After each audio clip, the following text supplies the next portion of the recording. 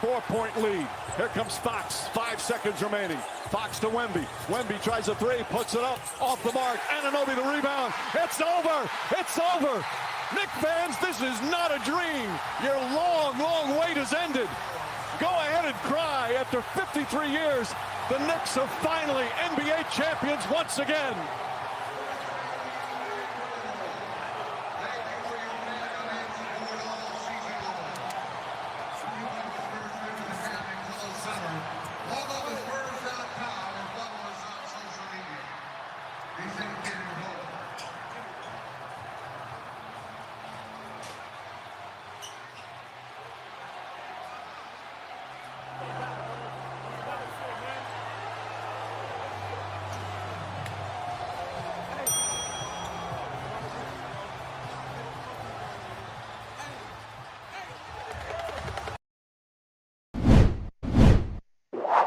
Go New York, go New York, go. Go New York, go New York, go.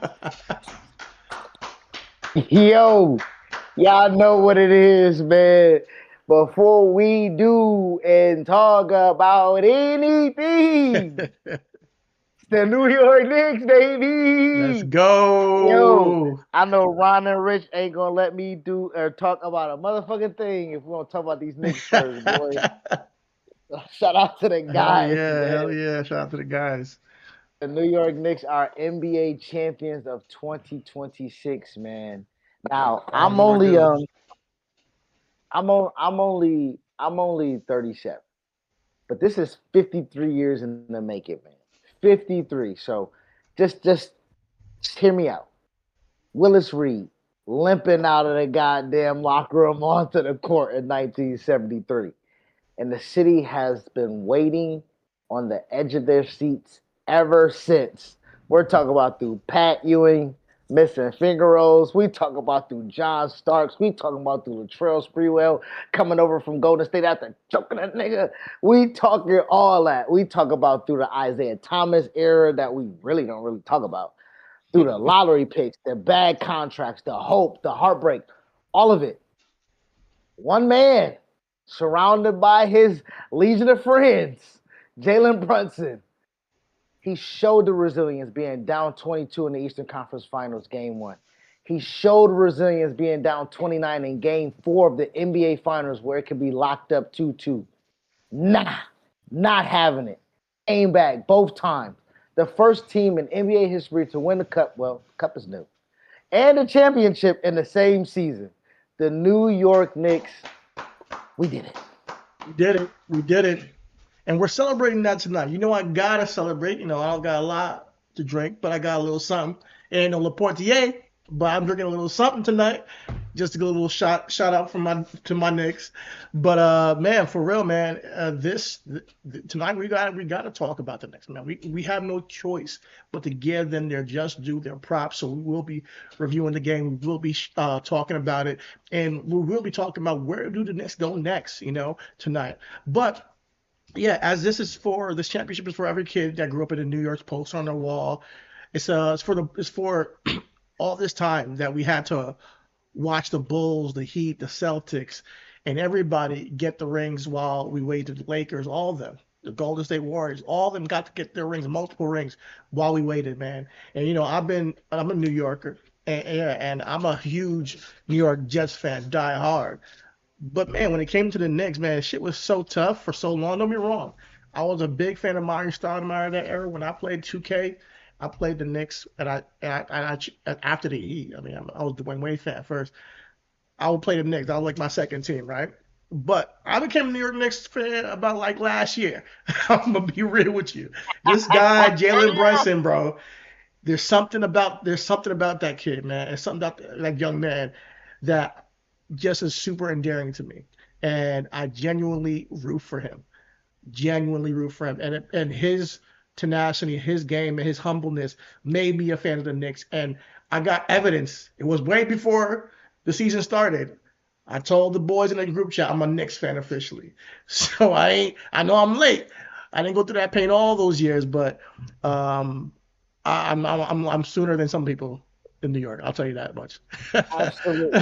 But yeah, man. So since everything is though, and as we will talk about the game, we'll talk about and review everything that went down and where next going from here.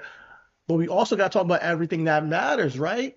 And we have to ask the question that nobody on ESPN is going to ask, nobody on a post game show is going to ask, and nobody is even probably even thinking about. And it's a story that is kind of swept under the rug. So I wanted to ask, who actually owned the New York Knicks the last time they won a championship? That's a good question because everybody hates the owner now. Like James Dolan, just because you won, nigga, don't mean we don't hate you. That don't mean niggas don't hate you, big dog.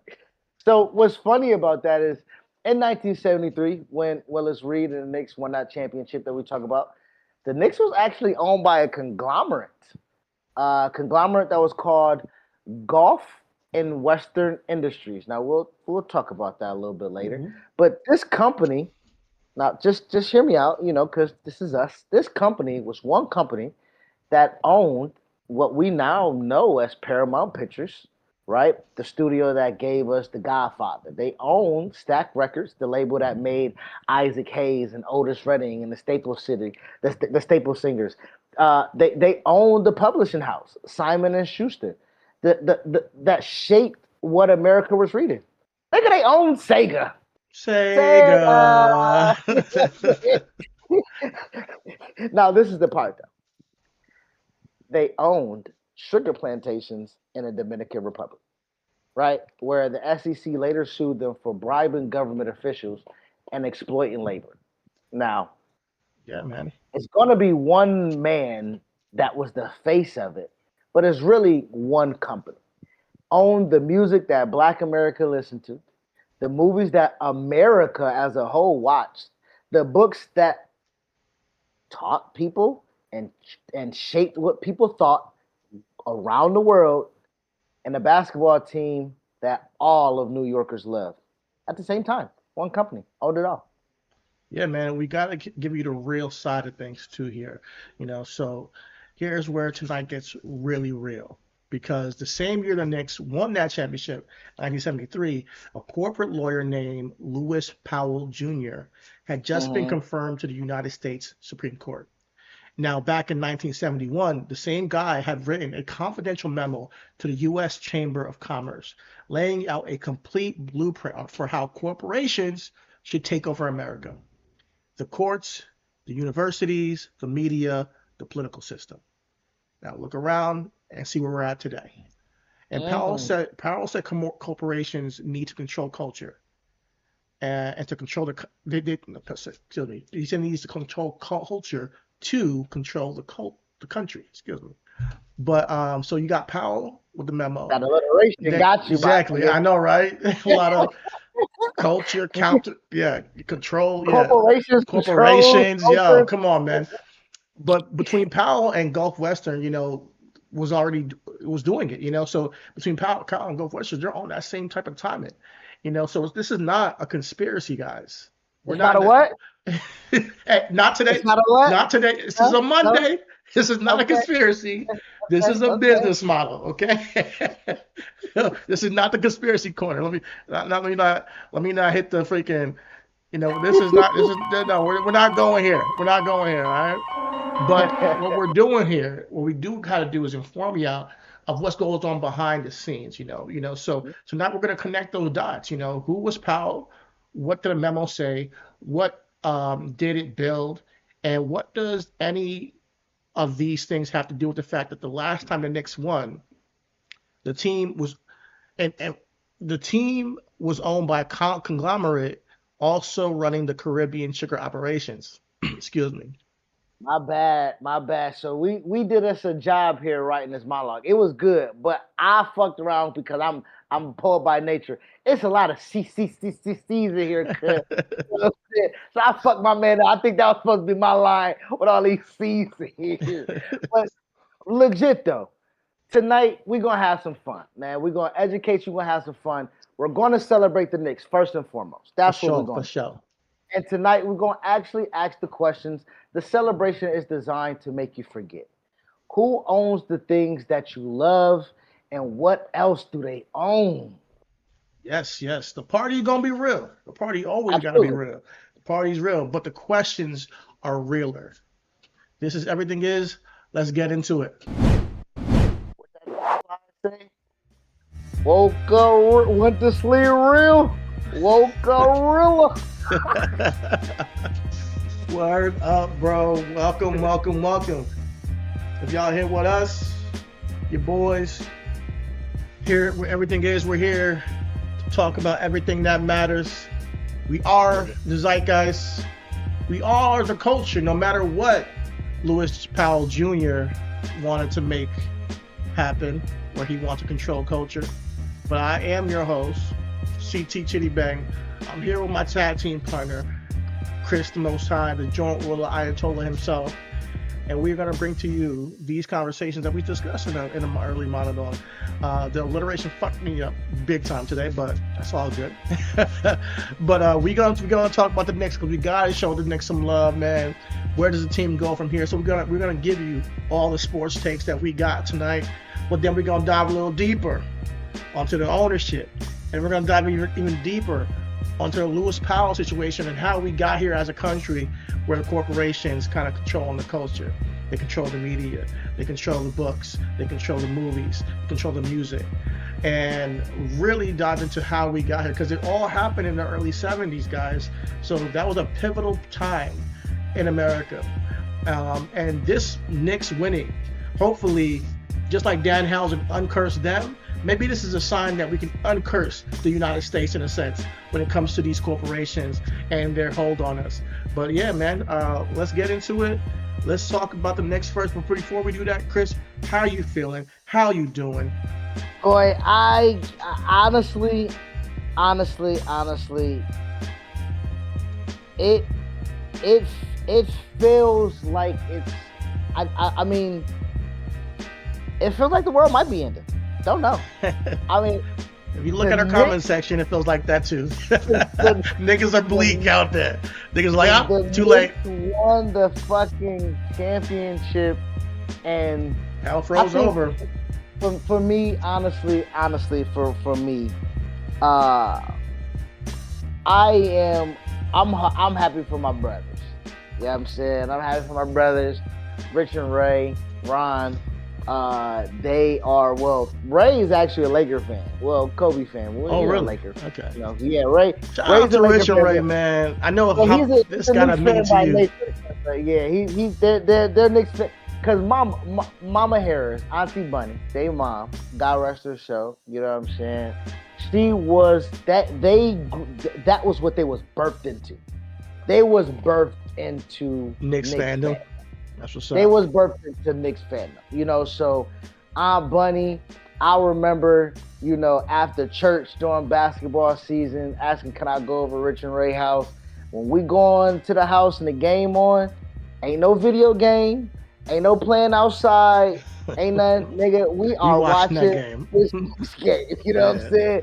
So I kind of inherited that, and then realistically, I moved to Alabama.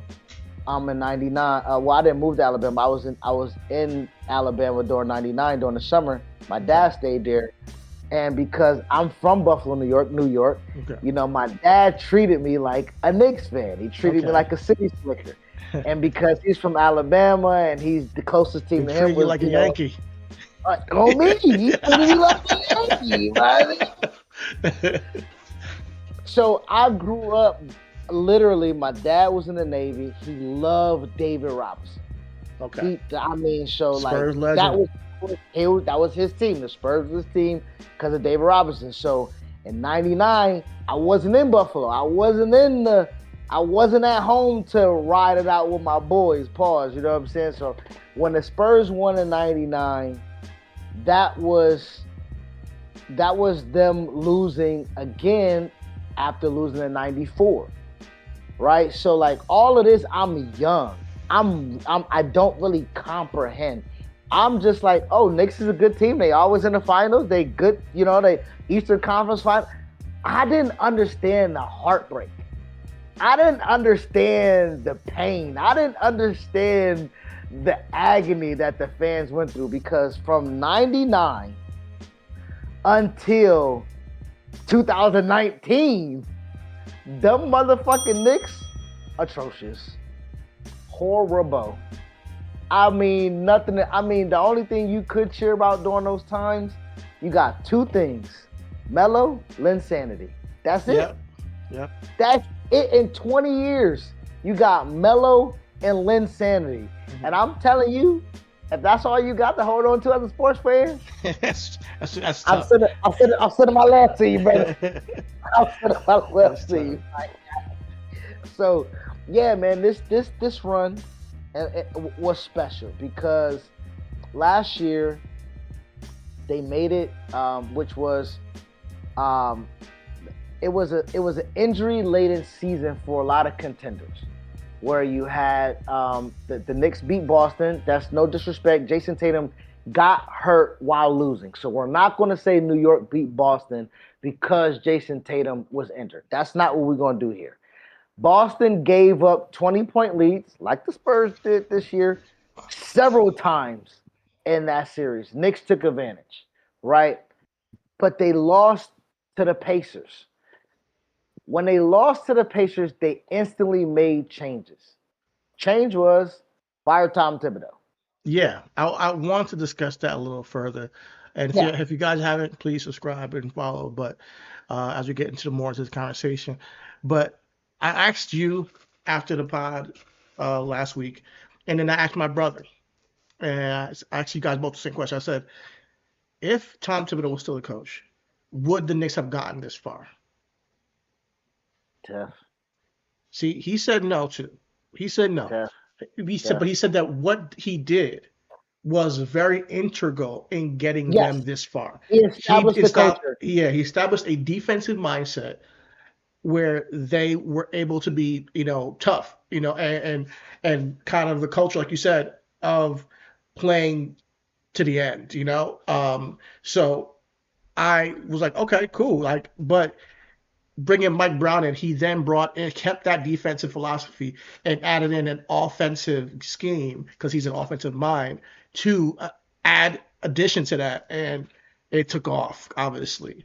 And he's way more schematically inclined, and he was able to use the bench more. That's what I'm hearing. This should give Knicks fans a ton of kind of optimism, and because this reminds me of Mark Jackson and Steve Kerr in Golden State. Okay. Right. And if anybody can remember early Steph and Clay, Mark Jackson was quote unquote off his rocker when he said, best backcourt in the league. I got it. I got the best shooting backcourt in the league. And niggas was like, bitch. And he was right. What? He was right. Absolutely right. Now, schematically, he did not have the ability to kind of do a lot of offensive ingenuity, but he knew pick and roll Steph, you come swing Clay. If not, Steph, shoot. That was it. Yeah. That was simplistic as it was, right? But Mark Jackson can only take them so far, because once that was keyed in on, holding on, of course, Steph had early injuries situations, but Steve Kerr implemented getting Steph a little bit off the ball, a lot of running around screens. He implemented, I'm going to condition Steph where other players aren't conditioned, so when Steph comes off this screen, the shooting ability is there. We just got to have him not be so ball dominant. So what they did was they highlighted Draymond Green. Right? They brought in veterans like Andre Iguodala. They brought in guys like David West and Mo Spates and things of that nature. They rounded out the roster so it wasn't just Steph Curry centric. So I'm saying that because Tom Thibodeau, if y'all watched him with Chicago Bulls, that nigga said, I got Derrick Rose. That's it. I don't need nothing else. He did the same thing in New York. That nigga said, I got Jalen Brunson. Nothing else, nigga. All y'all other niggas rebound and pass. That wasn't really that wasn't ingenuity. That was the end. He played his players hard. He played them hard. He played them tough. He played them throughout because he said, I trust you. I'm riding with you. You're my guys. Mike Brown did a lot of experimentation. He did a lot of playing the bench. He did a lot of things that, again, even in these finals, Jose Alvarado and Jalen Brunson, two small guards, right? Well, think about it. Ain't played a second together. Yeah. Them motherfuckers were down 20. He was looking around. You in. Yeah. At one point, Alvarado was guarding Wemby. I was like, what is going on? But it worked, nigga. Like, he's a tough kid, man.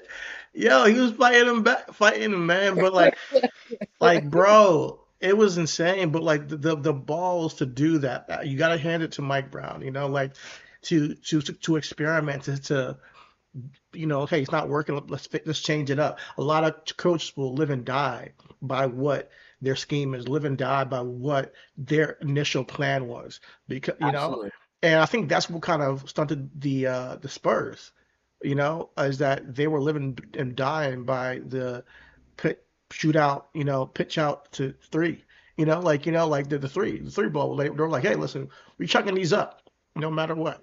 Yeah, we made 14 and a half. So yeah, let's come out and shoot some more. Yeah. And to your point, now this is a real thing. Mike Brown is a 20-year coach. Bet. Like let's just put this. Bro. He coached LeBron in 2007 in the first finals when he lost to the Spurs. Now this is his first head coaching win, but he did win as a assistant, right? As an assistant with Golden State, yes. Okay. Yes, he won with Golden State as an assistant. But did he win with LeBron's first championship? No, LeBron's first championship was in Miami. Oh, he didn't even win that. Yeah, that's right. He won it in Miami, right? He didn't win back then. But when he can't. Okay, go ahead. Yeah. No, this is what happened. And that's what I'm saying. When Bron and Mike were together, like that could have been the rise of them two together. LeBron looked at it where Mike was starch. Mike was like, I'm coaching you. You don't coach me. And Bron's like, nigga, I'm face the league, best player in the league, nigga. We do what I say. If I get the chalkboard, nigga, we run with the play. I'll run. That ultimately led to friction. That ultimately led to Mike losing his job, LeBron leaving, Cleveland. Like it was a large domino effect of tension. And even LeBron tried to exert that power in Miami, right? Eric Spoelstra has been the coach this whole time. Eric Spoelstra was almost intimidated by LeBron, where LeBron came and said, "Hey man, where's the Pat Riley, nigga?" Like LeBron looked at himself as Shaq when Shaq came to Miami and Stan Van Gundy was the coach, and Stan Van Gundy was relieved of his duties in the middle of the playoffs because Shaq said, I'm not listening to this motherfucker here. I'm not doing it. So Pat Riley had came down, and that's how the Miami Heat won a championship in 2006. Pat Riley was the coach. It wasn't Stan Van Gundy. So LeBron tried to play the same playbook in Miami. And that nigga Pat Riley said, "No, motherfucker, we not doing not doing." Hold your horses. Eric's the coach, and Eric led them to 2 championships in 4 years, right? And I think, and those 2 championships, 1 year wasn't Dwayne Wade like the guy, the first one. Or was it? Or because they lost, they made it to the finals, then lost. They made it to the finals and lost it, and then did they switch to LeBron the next year? And that was the switch. The switch was the way he said, "We can't do this. You get it, I get it. You get it, you get it." Dwayne, as the leader of the team, came in the locker room, came to his city, came to his players, and said, "Hey, y'all, I'm second in command. I'm co-captain. We play through Bron. Yeah. Boy, if y'all look at that demon, D-men. LeBron, 2012. Yeah. 2013. Prime. Demon boy, right? Prime, nigga. But to that point, though, LeBron got too big for his britches as well. He felt like he took what he needed, he got what he needed, and then he left Miami. But a lot of people are thinking if you like kind of with Kobe and Shaq when they look in the hindsight, man, if we just would have stayed. Man, if I just would have stayed under the umbrella, stayed under the two. But LeBron did it. He went, got a chip in Cleveland by himself, Dolo, then got a chip in Los Angeles by himself, Dolo. Right? So he's Cleveland, he had validated. Kyrie, though. On me, he had a dog. Yeah. He had a dog. He had an For absolute real. dog in Cleveland. And he was down 3-1 too. So you gotta think about he was down 3-1 in the finals. Yeah. The obituary was written. It was. You know what I'm saying? The obituary was written. So LeBron, what he did was great. So Go finish. My bad. No. I was gonna say, so I'm thinking right now, Knicks fans are thinking right now. Nigga, I know this Wemby not LeBron. He better not be LeBron. He better not come back from 3-1. He better not. And I was like, let San Antonio win game 5. And then let the roof blow off game 6 as the Knicks win. But you can't risk that. You can't risk that. You can't risk that, yo. If you give them any confidence, it could change the whole momentum, I get it. You already beat them in New York, by the way. They with Trump there and everything. You've already done it. So you can do it again. No, we shutting this shit down right now in your hometown. And I was thinking just when you were talking about LeBron, and I'm like, everybody has their story. Everybody has their greatness story. And I'm looking at this, I'm like, what is Brunson's greatness story? Because this kid is special, man. And he's doing some things that I think now are not being overlooked, but it's been overlooked the entire time. He's scoring a crazy amount of points in the finals. He's a finals player, and I'm gonna see if I can pull up the stats, but he's among the top scorers in the finals with Michael Jordan and a few others. He's the only player since I think he's the only player out of 5. It's him, Jalen Brunson, Mike, Magic, Hakeem, Kareem. That's it. And Bob Pettit. So it's 6. Bob Pettit. That's it. That's it. That's rarefied air. That's it, bro. I think that's it, bro. And mind you, 6'2". 6'2". He not 6'6" Air Jordan. He not motherfucking Hakeem the Dream. He not Kareem Skyhook Dream Shake. He not none of that. He's 6'2" Jalen Brunson, bro. And when I look at him, and you said they always say, hey, with LeBron, what if we kept this thing together and all this? What could have been? I'm wondering now, what if the Knicks keep this together, right? Could they, and I know every year is different, right? And we got this monster Wemby, dragon of Wemby coming next year, and he's just now coming into his own. So that when we talk about the demon that LeBron was in his prime, only imagine what Wemby is gonna be as these years continue to go on and on, these next few years, as he gets better and better. But with that being said, there's something special about this unit. You got Jalen Brunson. It's not just him. You got OG Anunoby. You got Cat. You got Mikal Bridges. You got Maga Mitchell Robinson. You got all the Maga Mitch, bro. So you got these guys who are genuinely, then you talk about Alvarado, the bench. Listen, I know some people were counting them out this year. And they're like, oh, they're damn sure counting them out next year, because everybody was saying if they don't get it this year, I'm not sure if they're going back. So do you? Yeah. So first of all, do you keep the team together if that's the sentiment?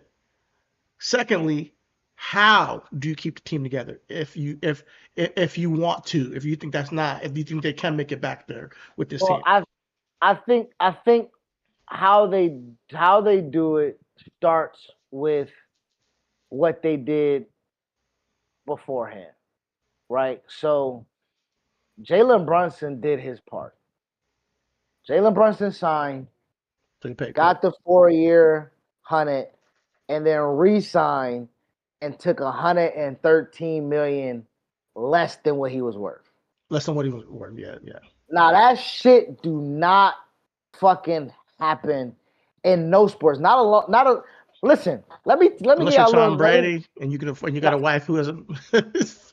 Bro, Carmelo Anthony could have been with Wade and Bron if he did not take his rookie extension. That nigga said, I don't give up no brick. But here's what I gotta ask you: like, does this championship make up for that 100? It does, right? Oh my soul! Oh, come on now! Like this solidifies him. No, he might be a billionaire. Jalen Brunson might be. Bro, Jalen, if you let's be real. With all the New York comps that he'll get for the rest of his life. Oh my God, he don't gotta pay for another meal. He don't gotta pay for another freaking meal, another fucking pair of shoes. You don't gotta pay for nothing out here, bro. He don't gotta pay for nothing. Transportation. Bro, the condo or the mansion he live in, Dolan might pay for. Nigga, he don't have he is the king of New York. He is the king of New York. Oh my. Fucking hell, man! This guy is set. He's so, but that's there's Frank White, baby. Yeah, for real. But this is like there's a message in that he chose to take less than what he was worth to go out there and get the pieces needed for a championship, and he's putting the team first. And when you hear him talk, not only the pieces, he got his brothers. Now let me give you a little. Let me. When you go to your family. You go to your family. The clique. Brunson is a 2-time national champion at Villanova. Yeah. With Mikal Bridges, with Josh Hart. And unfortunately, because they got Cat in the trade, they had to trade his man, White Dante. But Dante DiVincenzo was also a Knick. Okay, he was Villanova too? He was from Villanova too. Okay. All 4 of them won the national. They either won 1 or 2 together. As a core, and they were all on the Knicks. It was Brunson. It was Brunson, Mikal, Hart, and DiVincenzo. Hart. They were on the Knicks together they traded DiVincenzo for it. Yeah. But they ended up having to trade DiVincenzo for Cat because without DiVincenzo in the deal, without DiVincenzo in the deal, Minnesota was not going to deal for Karl-Anthony Towns. Which again, to the Knicks' credit, they made that trade. They made that trade when they made it to the playoffs and Julius Randle got hurt. So they had a real shot. Julius Randle hurt his shoulder. Yeah. He came back and he kind of he wasn't himself. He kind of hindered the team. He wasn't the kind of the player that he needed to be. But really could have been Brunson and Randle, and they could have traded and got Mikal Bridges. They could have kept DiVincenzo. They could have had Josh Hart. They could have had the whole squad, but they made a pivot. They made the change to get. They made the change to get Karl-Anthony Towns. And it paid off. Karl-Anthony Towns, Big Bodega. Big Bodega. Now, this is the shit that really gets the goosebumps, right? So, Jalen Brunson, dad, Rick Brunson, played for the Knicks. Not only did he play for the Knicks, he played for the 99 Knicks who lost in the finals. To who? The Spurs. The Spurs. Karl-Anthony Towns. Your dad's favorite team with his favorite player on it. Karl-Anthony Towns Sr. NBA's chances got cut short of a knee injury while trying out for the Knicks. Oh, wait, say it one more time? Karl-Anthony Towns, his father, Karl-Anthony Towns Sr., his NBA dreams got cut short with a knee injury Oh, while trying out for the Knicks. wow. So like Damn. all of this like Full circle, man. full circle, like you know what I mean? Like it's so much synchronicity. Nigga, Stephon Castle, who played for the Spurs, his daddy played college ball with Tim Duncan at Wake Forest. Oh, wow. Stacey Castle. Nigga, like, bro, it's so much shit So much going shit, bro. bro. So, like, watching Carl play, It's like it's better than a story, but like you can't write this shit. Like bro, you it can't writes write itself, it bro. sometimes, bro. It's you can't do like it, man. it seems like the fact is better is deeper than fiction sometimes, and like it's like almost like the stars aligned for this to happen. And the moments that we shared here in New York, with everybody coming together, you've heard it, man. My bagels are Jewish.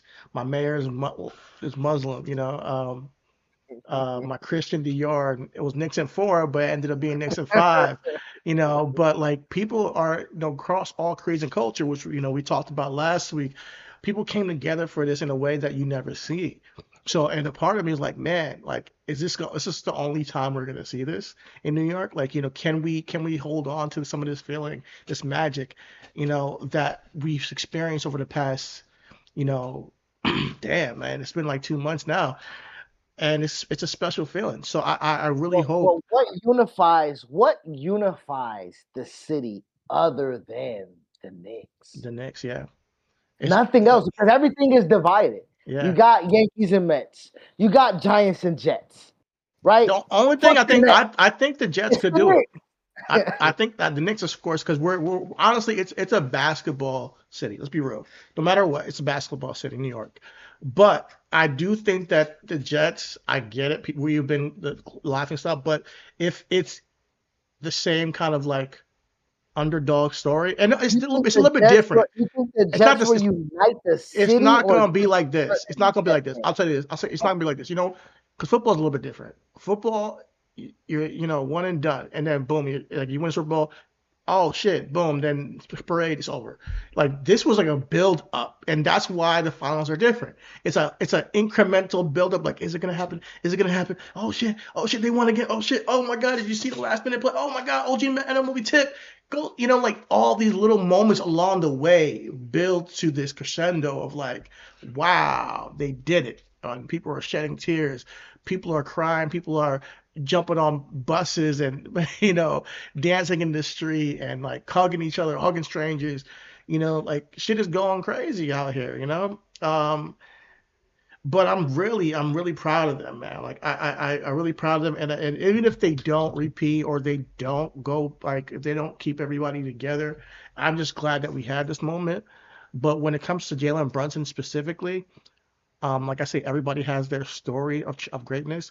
I think his story of greatness in New York is just beginning, and that's what I think. I think he's going to be a New York Knick for the rest of his career at this point, and he has to be. Yeah. He's a Knick for life. I think one of the biggest things that we can attribute to if this continues, and and I put it in the group chat and we was talking about it. Cat is eligible for. And he was going to be expendable if this thing didn't work out, and he was going to be expendable because he has a big contract and kind of want to, if anything, you got to get off the books and you got to figure it out.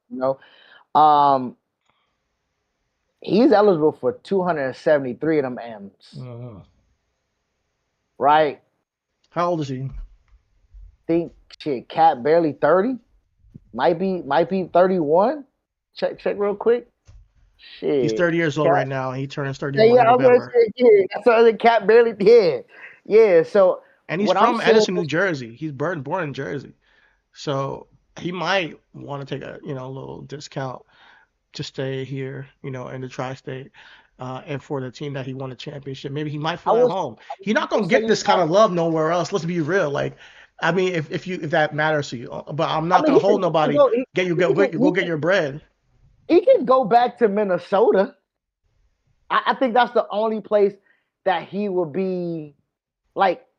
He can go back with a chip and go with Ant-Man and be like, hey, Ant, I saw how I go, nigga. We can run it. Nigga, me and y'all know what it take to run it back. You know what I'm saying? But I think to and Ant hasn't won the one yet, has he? No. I mean, the lore of Minnesota is you leave Minnesota, you get a chip. Right? So hold on. Kevin Garnett, Kevin Love, Karl Anthony Towns, Andrew Wiggins, Karl Anthony Towns. That's wild. Well, you said Karl Anthony Towns twice. I said twice. Okay, my bad. Yeah, okay, so Kevin Garnett, Kevin Love, Andrew Wiggins, Karl Anthony Towns. Oh shit, Jeff Teague won a ring too. Shout out to Club 520. Shout out to the boy Jeff Teague. Yeah, man. He left Minnesota and won a ring. So it's on Jimmy Butler. Jimmy Butler got to win a ring now, right? Jimmy Butler left Minnesota. He got to win a ring, and then shit, Ant got to be the one to either bring it or he got to follow suit. Leave. You know what I'm saying? Gotta leave. Oof, you know what I mean? Man. So let me ask you. Okay, let's say Cat stays in New York, right? How are you feeling about this team? Do they need something else? Nope, they good. Okay. They're good. Okay. I mean, if everybody's gonna do what they've done, Boston tried to run it back, they just got hurt. Yeah. Oklahoma City tried to run it back, they just got hurt. If you think your team good enough, you want it with the team that you got everybody under contract, the chemistry. We signed the contract beforehand. We're gonna buy in. We're not gonna sell each other short. Why not run it back? You got GTA there. We're talking about Alvarado, Grand Theft Alvarado. OG's already under contract. Mikal Bridges fucked them picks. He under contract. He signed an extension. You got Jalen Brunson, King of New York. Cat, nigga, the only person that might be expendable is Mitch Robb, but at this time, he's the longest tenured Knick of all time. He's the longest tenured Knick. He got drafted in, I think, 2017, 2018. Okay. He been through it all. So honestly, we call him MAGA Mitch, but to see Mitch Robb battle, fight, be the nigga that say, hey, get this nigga out of here. Like, nigga, Mitch was traded so many times in this group chat with Ron and Rich. Nigga. Listen, the MAGA shit don't make it good, but like, listen, nigga, I can't. It was Mitch Robinson, it was Drew Randall, and Evan Fournier. Get Evan Fournier the fuck off this team. Shout out to the Frenchman. Get this French motherfucker out of here, dog. Anybody French gets the fuck out of New York. For sure. Get the Statue of Liberty out the fuck. Get this big beignet ass nigga out of here, nigga. Yeah. But yeah, man. Listen. Shout out to the team. I want them to keep it together, and I want to see this Magic again next year. I'm definitely. This has made me even more of a Knicks fan, just keeping track. Because I'm a fan of players. You can't capture my heart in NBA without me liking the players, and you kind of know more about the players in the NBA than the NFL. So it's not just the colors for me, it's not just the talent for me, it's the players, so that's why my favorite players are Dwayne Wade and how he handles things, his humbleness and how he, gave it up to LeBron and how he won the first chip and his tenacity with Shaq. What Shaq did for him, he did for LeBron, and how he handled the game, how he played the game. I love the way Dwayne Wade plays. Giannis is one of my favorite players because of how humble he is and how he approaches the game and how his mindset is for the game. And I got to add in Brunson, like this, the dude is supremely top dialed in, even in the worst moments. He's a winner. Yeah. That's the only thing that you can really say about dude. Dude is an absolute winner. And if you think about this Knicks journey, I get there, first round, playoffs, cool. I get there, second round, all right, we improve. I get to the conference finals, niggas like, all right, motherfucker, all right, you getting us, you edging us, nigga, you edging us. You better not fuck. Yeah, it's like, don't do this to us. Don't break our heart. To the finals in his fourth year, a chip, he don't even lose. He don't give the Knicks fans the ability to have the heartbreak. You get us to the finals your first time there, and you chip us? Yeah. You chip Yeah. us? Oh man, we want to cry just thinking Nigga. about that man. Dude, he deserves that statue. And I think he might get it because it's just if there's anybody and so yeah, first I'm gonna take a little shot to him. Well, as I do this, I want you to tell me what it means for the league to show that a point guard can be the guy, a shorter player who they've always said you cannot win with the star being the smaller guard. So, and I know there's Stephen Curry, but Steph Curry had a lot around him as well. But not that the Knicks don't have a lot around Brunson, but it's a little bit different. What He's Brunson the did, guy. what Brunson did, and how he did it, Shout out to the way Brunson. he did it, Cheers. the way he did it, how he did it. Cheers, brother. It's different than what Steph did because you gotta watch the game and see. I'm getting to my spot. I'm putting my shoulder in you, and then I'm leaning back. Bro, what? Nigga, I'm getting all the way. You see my little hair flaring and flying and shit, nigga. Mm-hmm. I'm getting to my spot. The footwork, the goddamn game 5, walked him down. Spurs could have won that game. He's coming off he's coming off pin downs like he's Steph. Why the fuck aren't you disciplined?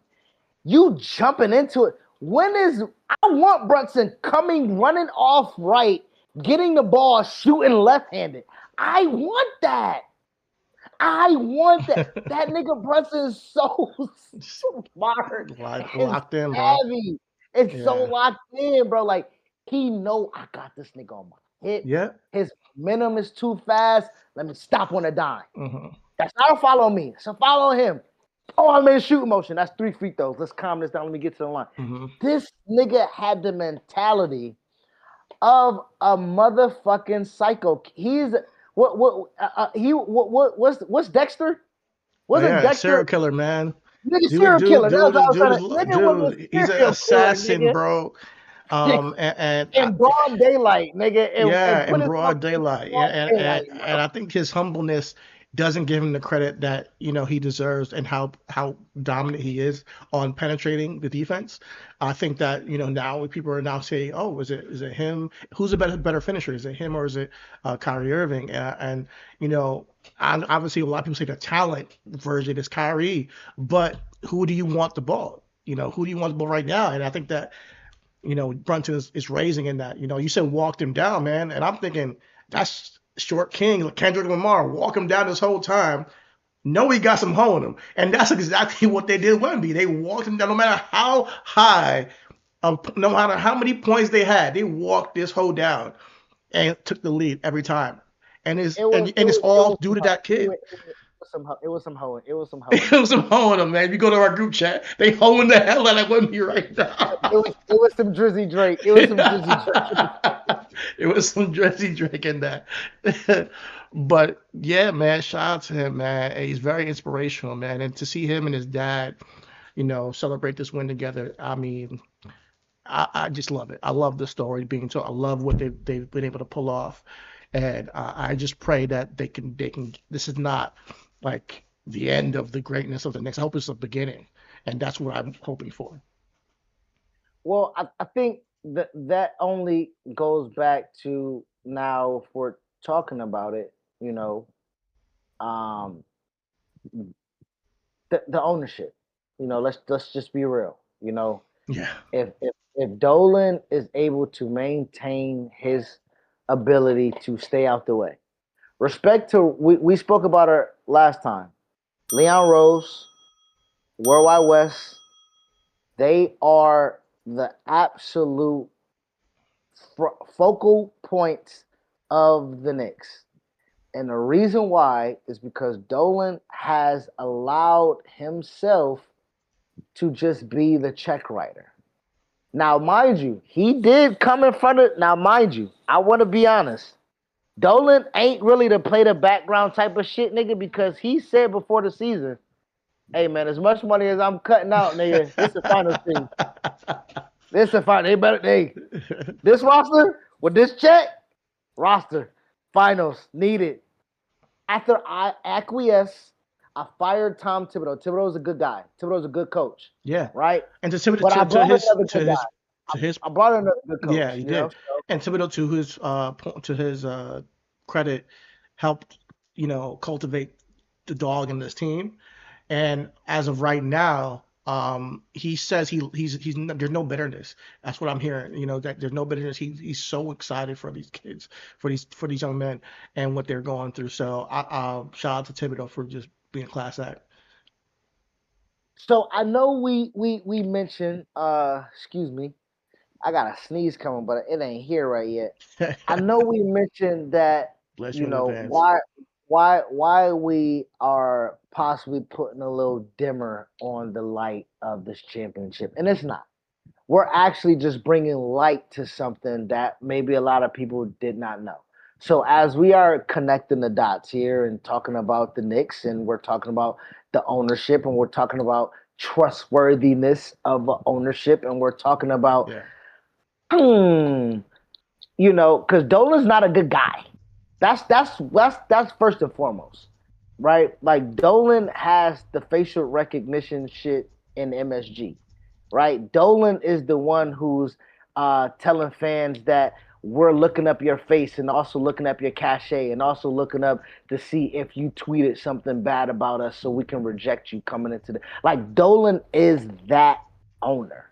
So again, we're not letting this motherfucker off the hook here by any means, but what we were to talk about was we could celebrate the team and keep it real on the ownership. We could celebrate the team and keep it real on what is going on behind the scenes that this championship will kind of make you forget, that will not actually just not make you know at all, honestly, because they'll rock a baby to sleep with entertainment in this economy, in this world. They'll tell you, hey man, aren't you excited for the next championship? And while they're showing you this over here, something else is going down. Well, let me tell you though. You think it's just this economy? No, it's been in quote unquote this economy for decades. Because the last championship the Knicks won, it was under ownership that a lot of people had no idea what the background of that was. Right? In 1973, we spoke about it. 1973, the Knicks were owned by a conglomerate, right? And when I say a conglomerate, I mean, exactly all of what that word means.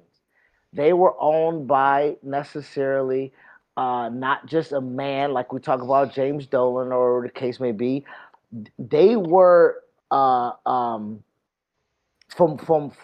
back in the day. Let me go ahead and pull up my research here. They were part of, again, Golf and Western industries. And so what happened was Madison Square Garden itself was a corporation, right? That the building, everything, it was a corporation. Shoot, I'm sorry. I think I backed out of all my. Okay, I found it. Okay. Oh my God. I thought I closed out all my goddamn research and I lost it. I'm so sorry. All right. So what happened was that back in the day, the Knicks were owned by a conglomerate in the 1970s. And that might not matter, but the reason why it matters is because during that time, they were part of a global takeover, realistically. They were a part of. I don't want to necessarily say that the Knicks itself was that, but they were a part of. Yeah. And so it, during the 70s, what happened was, let me just be straight up. They started off Golf and Western. They started off as an auto parts buyer. Yeah. They started buying up auto part distribution centers and things like distributors and distribution centers and whatnot. They found that there was a cap to where they can make their money and just decided, hey, we're just gonna diversification. Yeah. We're just gonna we got some money. We're just gonna start buying up some things involving real estate, involving mining companies, production companies. We're just gonna whatever's available for sale. We're going to at this point buy it all, and so this is where things started to get sketchy, right? The mastermind of this was Charles Bluhdorn. And I don't know if I'm pronouncing his name correctly, but who cares? He was an immigrant.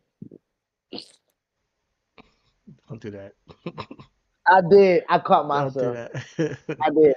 It was a joke, people. Okay, all right. I did the white boy jokes that don't work out for black people. No disrespect to immigrants coming to this country, but he was he was born in Austria, right? Shout out to Gunther Ring Granadal, right? He was born in Austria and he immigrated to America, and he was known to people on Wall Street as a bully. He was called as nicknamed the Mad Australian, right, or Hurricane Charlie, right, because he was just so relentless in his energy. He had an explosive temper. He had a crazy booming voice, and what he talked demonstrative. He talked like he was wielding the big stick. Pause. And he brokered a deal. Hear me out. In the 70s, he oversaw the acquisition of Sega, right?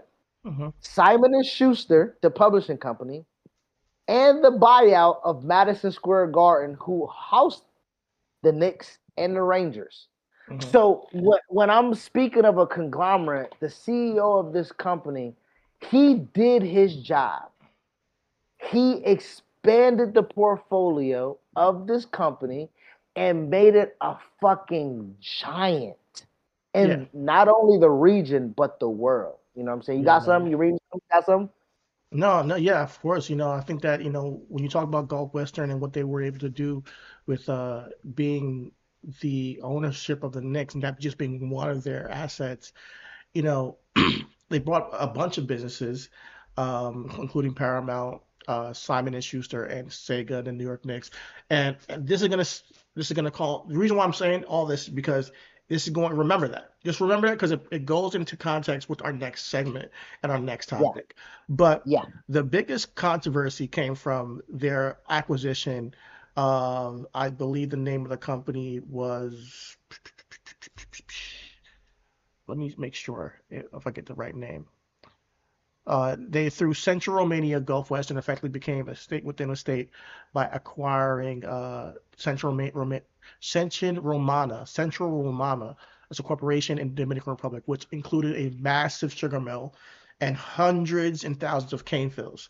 So this is now a corporation becoming a state within a state. They're almost like this is what I'm talking about. The corporations becoming so powerful that they can control the economy of an entire country, So they did not just harvest sugar; they built infrastructure, ran local railways, they owned luxury real estate, including the famous Casa de Campo resort and two major hotels in Santo Domingo. So they kind of are exploiting the DR, or the Dominican Republic as a nation. And then that led to them trying to keep sugar prices low and profit margins high. The company heavily relied on importing cheap, temporary migrant labor from neighboring Haiti. Right. Now, also to connect the two, right? Because we're talking about this and we're also talking about the Knicks. Now, before the Knicks were sold to this company, they were owned, again, the Madison Square Garden and the Knicks were owned by what was called ITT at the moment, which was International Telephone and Telegraph, right? They built their monopoly. And this is how everything connects. ITT from the 20s were a monopoly And when the United States ITT, acquired excuse me, real quick. ITT was a monopoly of what industry specifically? telephone and telegraph during Telephone, this time. telegraph. Okay. Telephone and telegraph. Yep, there were Figured. a dominant, ultra powerful monopoly inside the United States during that time. During the 1910s and 1920s, the governments were cracking down on AT&T for being an illegal domestic monopoly. So what ITT did, they manipulated and leveraged loopholes through the U.S. antitrust laws. And they ended up aggressively buying up all the phone markets during that time, also using up the Caribbean. Oh, That is how Okay. I'm making the connection. And the reason why I'm saying that is because after all of this, we're talking about 1920s, ITT and everything like that. Damn. They ended up being Cablevision. Cablevision was owned or was a conglomerate that was ran by the Dolan family. Okay. So Okay. when everything started getting sectioned off from Gulf and Western, they gave that to the Dolan. ITT was Cablevision, And and Cablevision had they had Sega, Paramount, I believe. but No, Cablevision. I remember Cablevision.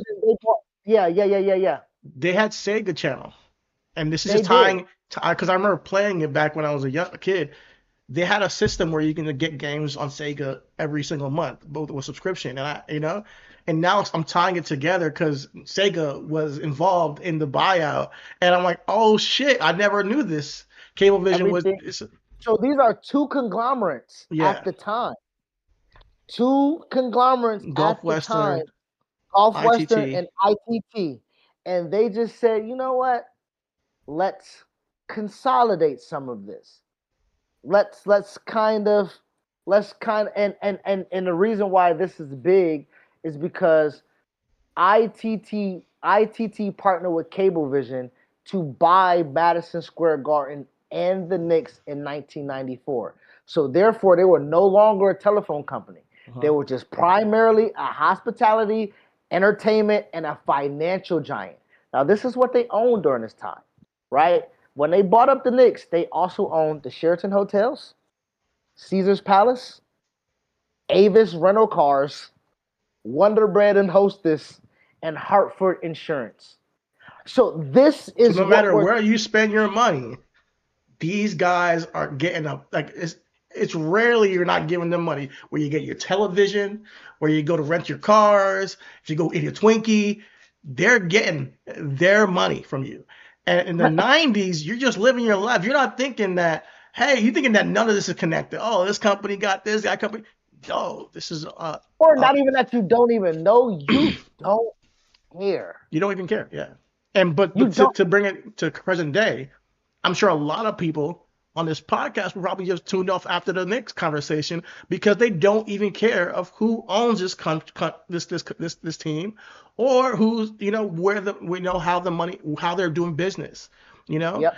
So and we're just here to enlighten and inform. If you're here with us, thank you, and please drop a like because we're giving you the real. So what happened was, to combine everything, like you brought up the sugar plantations for Gulf and Western, right?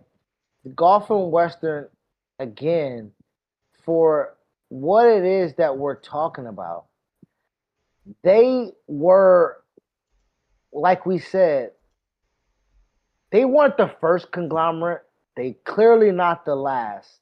But what was happening during this time was very influential as to what we're living in current day presently when we're looking at the conglomerates of media consolidation and all of these things, right? There was a blueprint from the 1920s that was then exploited in the 1970s that then led to a manifesto that has bred into lobbying into the United States government from the 1970s all the way into the 2020s. So if we're talking about every 50 years, right?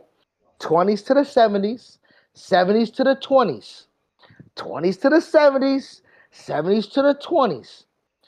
There has always been a conspirant. You sure it's not Friday? You sure don't have to put it? It's You sure? Monday. It's Monday. You sure? Because this is not a conspiracy. This is real talk. No, but Just trying to it's see. not a conspiracy. But what it is an intentional conspiring of companies and the elites. They are conspiring together, and this is not a conspiracy theory. It is a legit conspiracy. It's a conspiracy. It's not a theory, but it's a legit conspiracy. I'll give you that. And the reason why this kind of matters and why we're bringing this up, and again, the Knicks championship from now, 2026, from the championship of 1973, we're asking about, do you care about the things that you love and who owns it? And the reason why we're asking that is because as we're just celebrating and we're about to buy all the merch and we're about to buy season tickets for next year and we're about to give Dolan more money, and we're just telling you right now, Madison Square Garden and the Knicks are simultaneous together when it comes to making money. There is no separation of state and church with that. You cannot support the Knicks or go to Madison Square Garden without some shape or form putting money into the pocket of the owner that you dislike. Exactly. Right? It's just like us with wrestling. There's no way that we can watch wrestling and not give any money to TKO. There's not. TKO got you saw what the president, you see what influence in the You see what's going on at the White House. Man, You see what's going on at the White House. That white trash display this weekend on the White House lawn, complete desecration. That's a conglomerate there. You got entertainment, you got media, man. and then you got this all ties together, bro. This all ties together, bro. You know, you want to go to our next topic? Listen, man, I just want y'all to keep abreast of this, like, because real quick, because you were talking about homeboy. Which one? What the fuck his name is? Charles Bluhdorn. Charles Bluhdorn, yeah. So he had strict leadership, and under his leadership, the company used intense political leverage to local security forces to suppress labor rights and labor strikes and block unionization efforts and keep wages low. I need y'all to understand this, really. The reason why you're having a hard time paying your rent, the reason why you're having a hard time paying gas prices and paying all your bills, that all these conglomerates are working together to keep prices high, a lot of it goes to them recognizing that the biggest counter of wealth distribution to proper wealth distribution is labor unions. That's the biggest counter to this country of distributing wealth to the top. And once we stop unionizing, we lost all leverage as a people. We are stronger together. That's not the only reason, guys. I want you to understand. It's not the only reason, but that's the number one reason that why you are not getting paid a higher wage at no matter what job you're doing. Even freaking visual effects artists are going on strike. You got actors going on strike because they got a union. But guys, if you work at fucking Walmart, if you work at the fucking gas station, Home Depot, there should be a union in place for you, because you are a how you put this, you're using your life and body to give to this company and this conglomerate that is making tons of money. And without a voice collectively, you have nothing, and you can't, and you get nothing. And they can literally tell you what you're worth when you are way more worth. You're worth way more than what they're actually telling you you're worth. You make so much. I want to understand this, guys. Anybody who's working 9 to 5, even if it's a corporation, full-time, part-time, whatever, you are making the company so much more money than you're worth that you have no idea. So when you fight against people who are for fight against corporate regulation, when you vote for people who are against unions, you are genuinely voting against your own interests because they're the ones keeping your wages at 17, 16, $15 an hour. And the federal, think about this, guys. The federal, I'm just so I get it.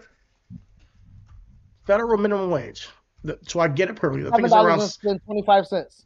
exactly. It's Federal 7.25. 7.25, bro. 7.25 per hour. So legally across the state of the United States, a person can say, work from you 9 to 5, and I pay you less than $8 per hour. What is that? Let me see. Let's say you work 10 hours, you get what, $70, $72. Like, this is insane, and that's legal. Then there are people corporations who are lobbying against this. There are politicians who are taking the money to lobby against the raising of the federal minimum wage. And I get it. You might work at a car wash and be like, "Oh man, it's my first job. I'm getting, $10 an hour as a kid." But that kid deserves a decent wage, a decent wage. And it's not only that you should care about this if you're an employee, you should care about this if you're an employer, because they're doing the same thing for all the tools that you use, all the inventory that you need, all the tools all the overhead cost. They're trying to make it so that that's expensive, so that you're forced to pay your employees lower. And guess where the money goes? Back to them. It's a cold system. So yeah, you can introduce the next topic, but I just want to just make it clear that I'm going to keep on saying it on this podcast. The labor unions, the fact that the labor unions have been killed in this country are the reason why the minimum wage has not gone up across the board in this country. And if we fix that, we'll see a huge turnaround in your life, like your quality of life. I think it's tough, when we're talking about lobbying, because why is lobbyists available, right? And this is us tossing into the next topic, right? So, if you have the tweet, that's our introduction. Do you have Ashley? No, send it to me real quick. Okay, let me see if I can send it to you in Discord. Okay, so I came across me and Chidi. We're really on this. We are really trying to do ourselves justice, right? So with what we're doing, we're trying to find ourselves, and we're trying to get as much assistance as we can. So we put it into AI. And we ask, hey, how do we grow? And they say you have to follow like-minded people. Uh-huh. Go and find people within your algorithm, people who are saying things like you, speaking things like you. So me and Chidi, we have weekend meetings, and we was like, hey, we need to find 5 people within what we talk about. And we talk a vast amount of sports, politics, Marvel, hip hop, music. It was like, who can we reach out to? Who can be in our algorithm that we aspire to kind of get information from? Yeah. And once this person got put one time in the goddamn likes, motherfucker on my Twitter. You know what I'm saying? Shout out to the Bluetooth read niggas' minds and shit, nigga. You know what I'm saying? Because I didn't come across this person on the platforms that we follow. That's crazy. On. That's why I was confused. I was like, X? I don't follow this person on Twitter. We don't follow this person on Twitter. We follow him on YouTube. We hit him up on TikTok. And we said, let's stay engaged. But because this is in the realm of what we're thinking about, my algorithms changed across all platforms.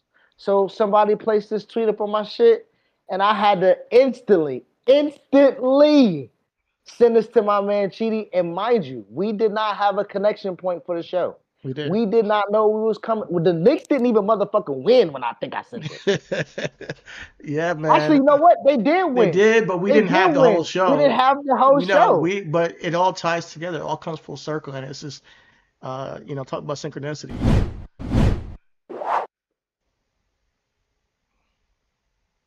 So yeah, I'm gonna play this video for y'all. I want y'all to pay attention to what she's saying. Pay attention, please. Pay attention. She got a voice that's like a call girl, but just pay attention to what she's saying.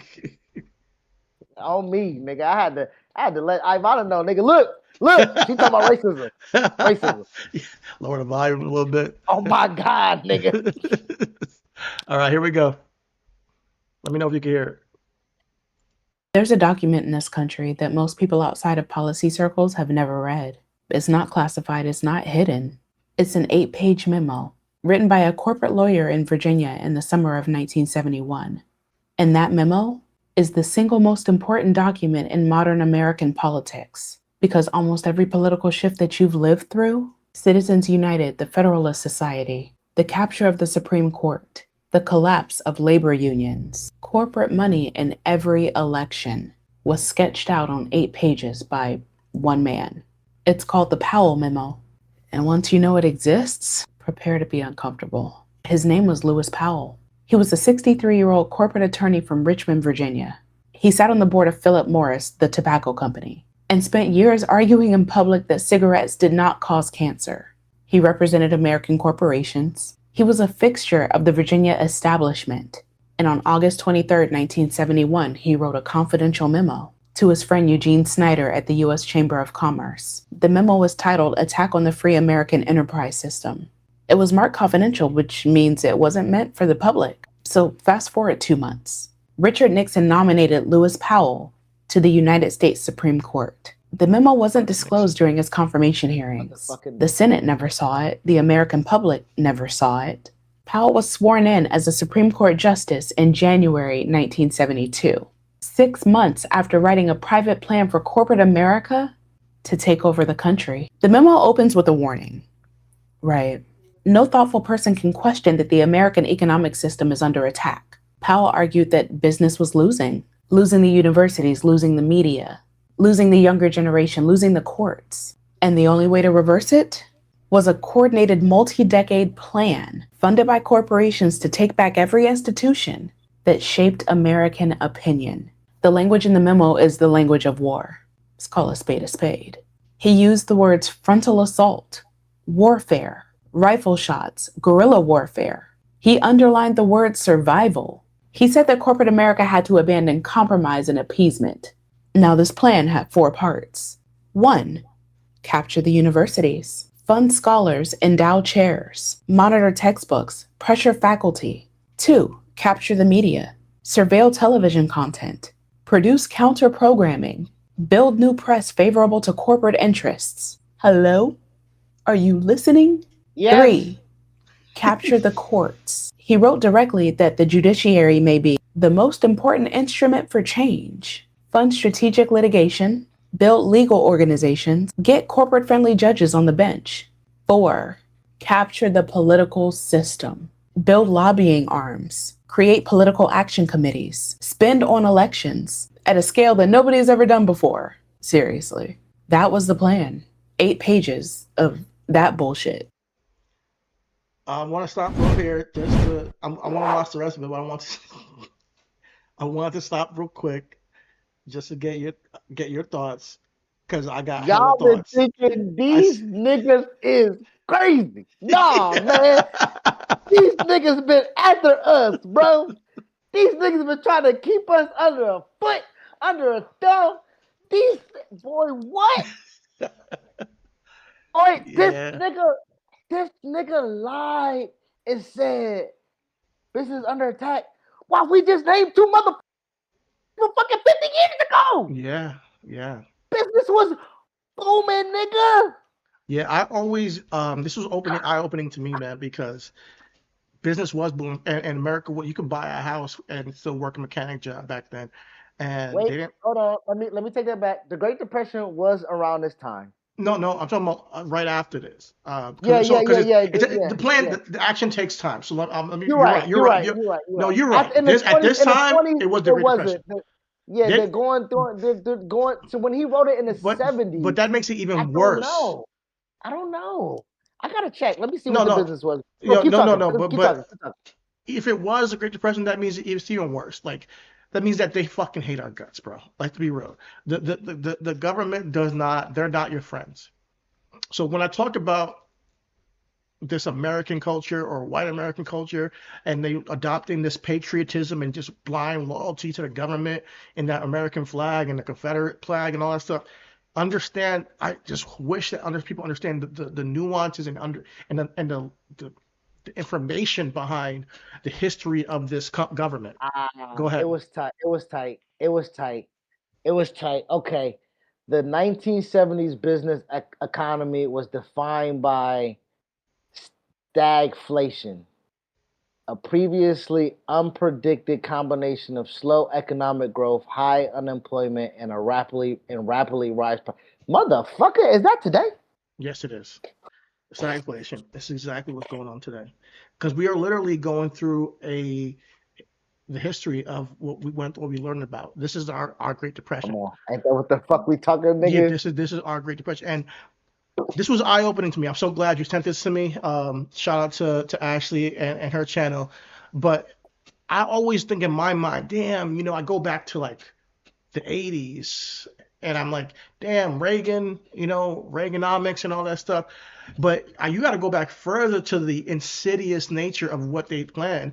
So even Reagan might have just been a brainwash, a puppet, exactly, for this agenda. And so it seemed like Nixon.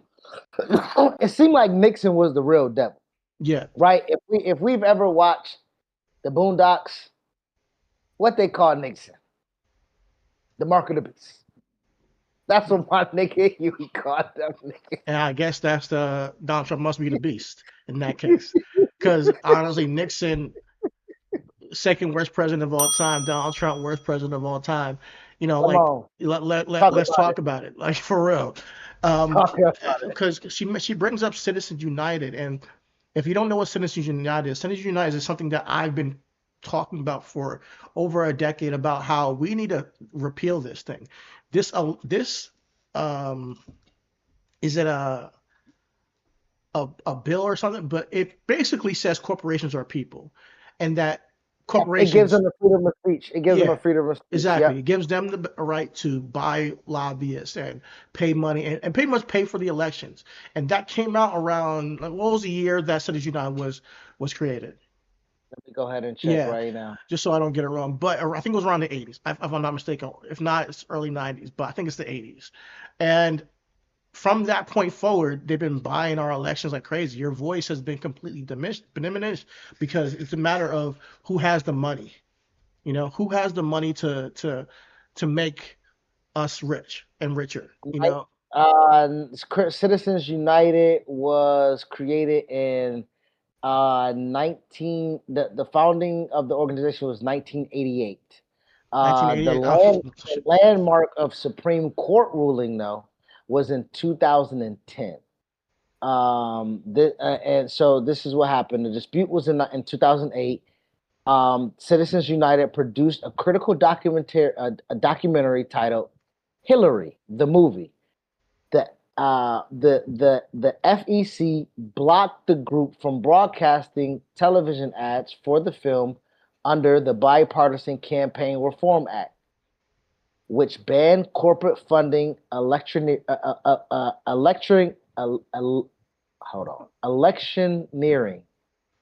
communications near an election. This decision was ruled in favor of Citizens United 5-4 in the Supreme Court. The majority argued that restricting independent political spending by corporations, nonprofits, and labor unions violated the First Amendment free speech clause. To your point, that was the connection right there. Exactly. And Citizens United, I've known about for a while. And I think that's one of the major reasons why corporations are able to buy our elections, and main reason why we have all the APAC money involved in our elections, and people can't just tell people how they. That's why you don't trust your politicians, because they don't say what they really feel. They say what they're bought to say. They're You about know, to say. so um, and the steps to undo all this is for the public to understand what is going on. I know we're all on the whole anti-Israel train right now. We also we don't want to send our money over there. We're anti this war in Iran. We want the gas prices to go down. But going a step beyond that and understanding why these people are in the places they are to begin with is necessary. Because if you don't know how your government is run, how do you fight back? You can't. You can't. And so, I'm even being honest to myself that I did not know this Lewis Powell dude as of, yesterday morning. Let's be real. I've been doing my research on him now. So I'm even on a journey of really understanding the the the The layers, the magnitude, the magnitude. magnitude of Yes. how this country is structured and intentionally built. And I do believe there are people in government who are trying to fight back on this stuff. I do. I don't think it's every single politician, but there's a significant portion that has been indoctrined um, into this way of thinking. Now to your point of you saying this is not a conspiracy, because No, to this is actually definitely a conspiracy. hold on, It's I not a know, theory. but to your point, like she's like, this is confidential. Like this wasn't meant to be Uh-huh. seen. If you could just do a quick share to my screen, like this was not supposed to be seen, right? Like Give me one second. Give me 1 second.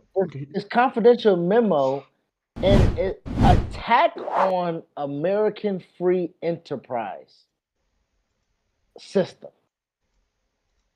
dated August 23rd of 1971, and to the point of the chairman of this is the education committee of the U.S. Chamber of Commerce. So to the layers of everything, he's taken over a university. He wants to universities. He wants to kill unions, and he wants to put money into the elections. Now look at where the fuck we are damn near 50 years later, because Ashley said this is going to be a decade long process. What is the name of this document again? This is called the Powell's Memo, but the name of it is Attack on American Free Enterprise System. So, dimensions of the attack.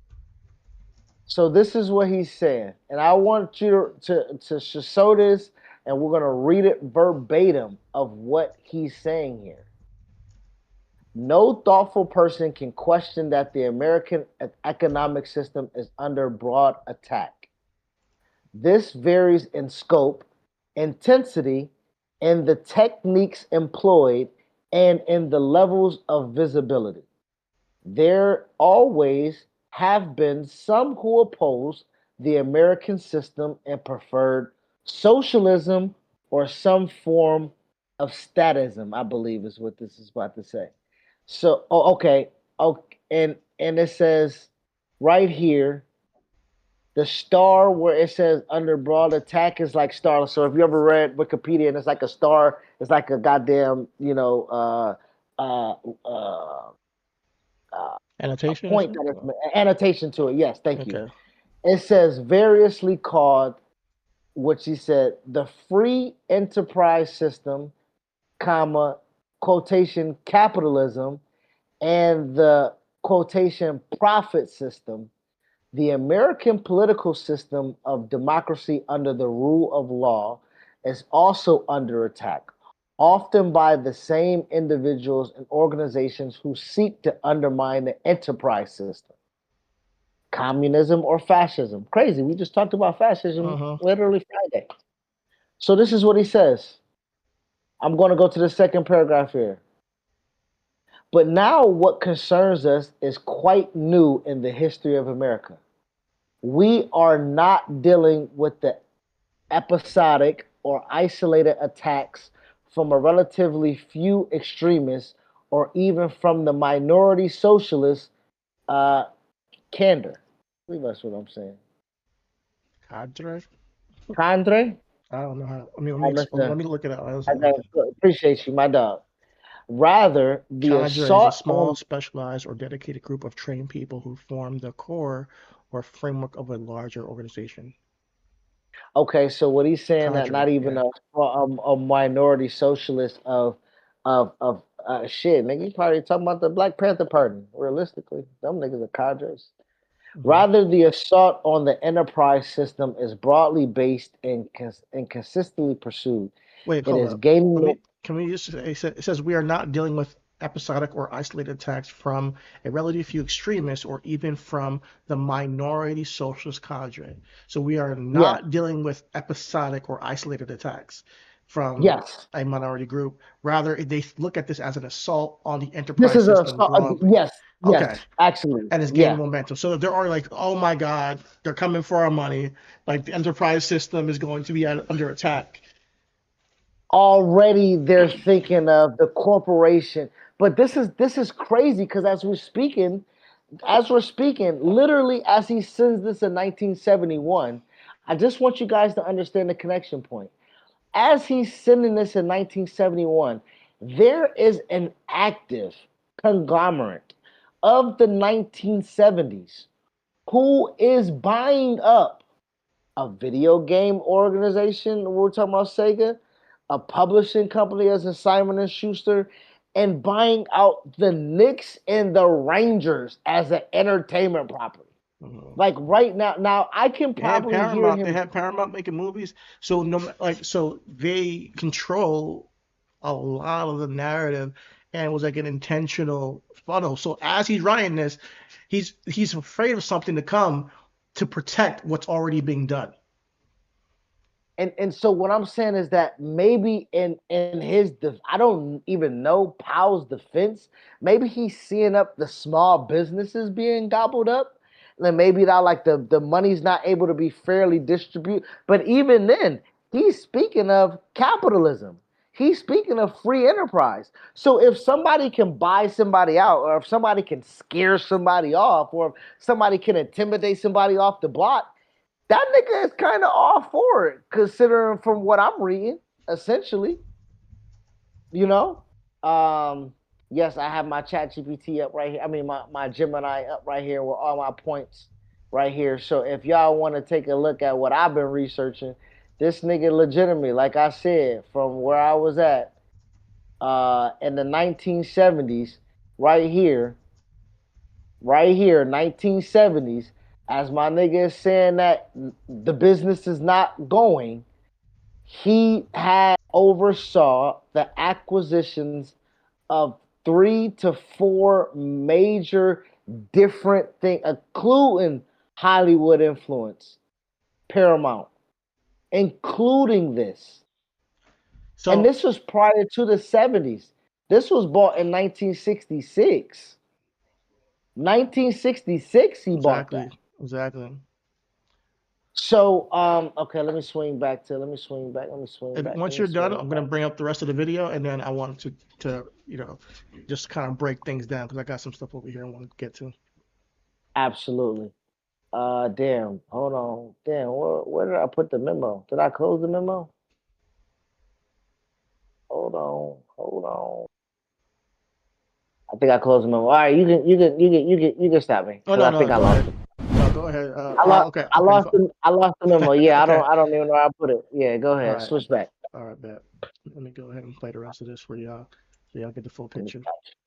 stop. Written in a matter of weeks. So here's what happened in the decade after the memo was written. 1972, the Business Roundtable was formed, a lobbying organization of Fortune 500 CEOs. 1973, the Heritage Foundation was formed, with seed money from Joseph Coors. 1973, the American Legislative Exchange Council was formed. That's the organization that writes model legislation. which gets copy-pasted into state legislatures, stand your ground laws, voter ID laws, anti-protest laws, right-to-work laws, literally all of it, drafted by corporate lobbyists in a conference room, then handed to state legislatures to introduce. 1977, the Cato Institute, founded with Koch money. 1977, the Chamber of Commerce National Litigation Center, now the most successful corporate advocacy group in Supreme Court history. 1978, the Manhattan Institute. 1982, the Federalist Society.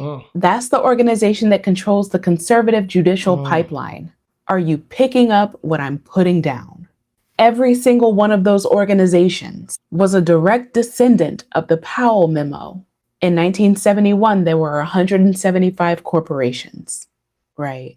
By 1982, there were over 2,400.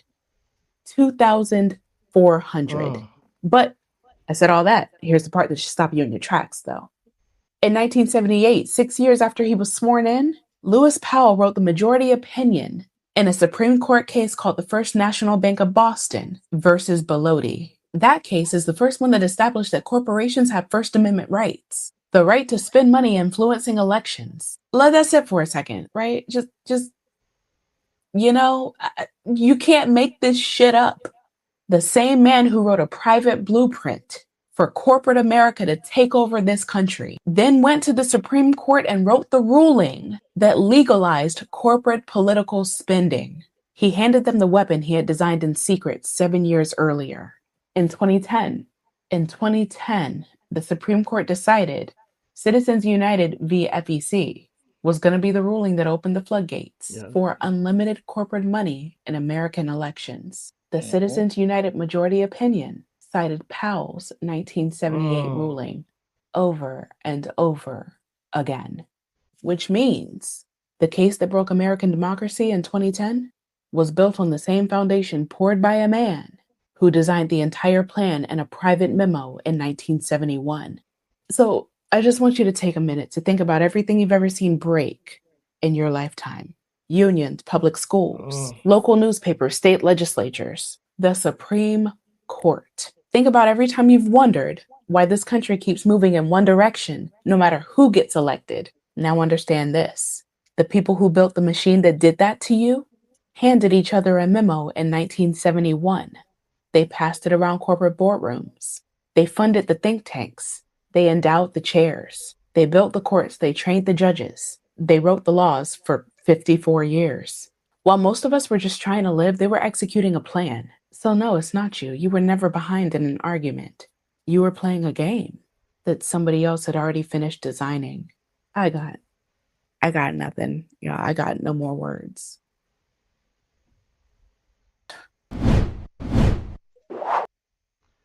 So, listen, man, to bring it all together, the big corporations sat down in 1971. They realized they were losing control of public opinion, and they wrote a step-by-step business plan to take over American politics, media, and colleges. The plan exists in the Powell Memo, all right? And here we are today with rising inflation. People can't find jobs. People are getting paid well below their worth in every industry. And they had a whole strategy the entire time. As she mentioned, the strategy was to buy and fund television networks, radio stations, newspapers, and ensure a pro-business message. They want to fund business schools, create conservative professor chairs, and monitor textbooks to stop the spread of anti-capitalist ideas. They want to build a pipeline for pro-businesses, judges to rewrite the laws in favor of corporations. And they built massive lobbying groups to pressure politicians directly. Now, that's revolt. Just go ahead. Before you I want people to understand the magnitude of what he just said. Buying media. Okay, and literally fuck the cap. When we say we are controlled, when we feel like our vote doesn't count, when we feel like the man is like they have an answer to every step we make, bro. Like, you know what I'm saying? Because they're Like, playing their game. because we're They crave the playing board. their fucking game, bro. And I want y'all to understand right now, playing out in front of our eyes, Larry Ellison and his son, David Ellison, have rapidly accumulated an unprecedented amount of media and entertainment. Right? They don't own all of it per se, but fuck it, might as well. Paramount, that we keep talking about, have passed they ass down to where they're under the merger and the conglomerate, right? The word of the day. They own Paramount, Warner Brother Discovery, the news consolidation, because they have those entities, meaning they have CBS News, which is part of the Paramount. They have CNN, which is part of Warner. They have the tech and the social media. Larry Ellison owns the stake of TikTok. Hello? The center of the algorithm of which we're learning this shit from, he has control of it. Yeah. Also, he has regulatory support by Trump, which is how he can consolidate all of this shit with mergers. Because he's a fucking print of money. All of this is led for us because we consume it. We generate it. We popularize it. We pump it. We make all of it while they make all of the money and reap all of the benefits with the power from it. And to your point of revolting, I know that was where you was going to get to. I don't know. Maybe we shut this whole shit down, but if we go into a blackout, we play right into their hand again. So I don't know. Here's the thing. I don't know. So as you know, they buy, so they lay the groundwork with a bunch of media echo chambers, right? Talk radio, Joe Rogan, as you can see, to build a counter memo called a liberal media bias. So they organize and monitor professors, police campus speeches. They fund conservative students groups like TPUSA, Turning Point USA, guys, Charlie Kirk, Erica Kirk, and are the modern evolution of Powell's claw to take back higher education. So they are the modern evolution of what Powell decided to put forth. And decisions like Citizens United, which allowed unlimited corporate money in elections, are the ultimate realization of Powell's legal strategy. So the Powell Memo is the reason why corporations today have the same political rights as people, why the news is deeply polarized, and why billions of dollars dictate American elections. So now what do you do? And one thing I want to bring to y'all is that, listen, I know I'm the guy who has the rose-colored glasses on, but what I see in this is a strategy. I know you talk about blackouts, but until them blackouts happen, we're doing the work right now. Shout out to Ashley B. We're on their platforms.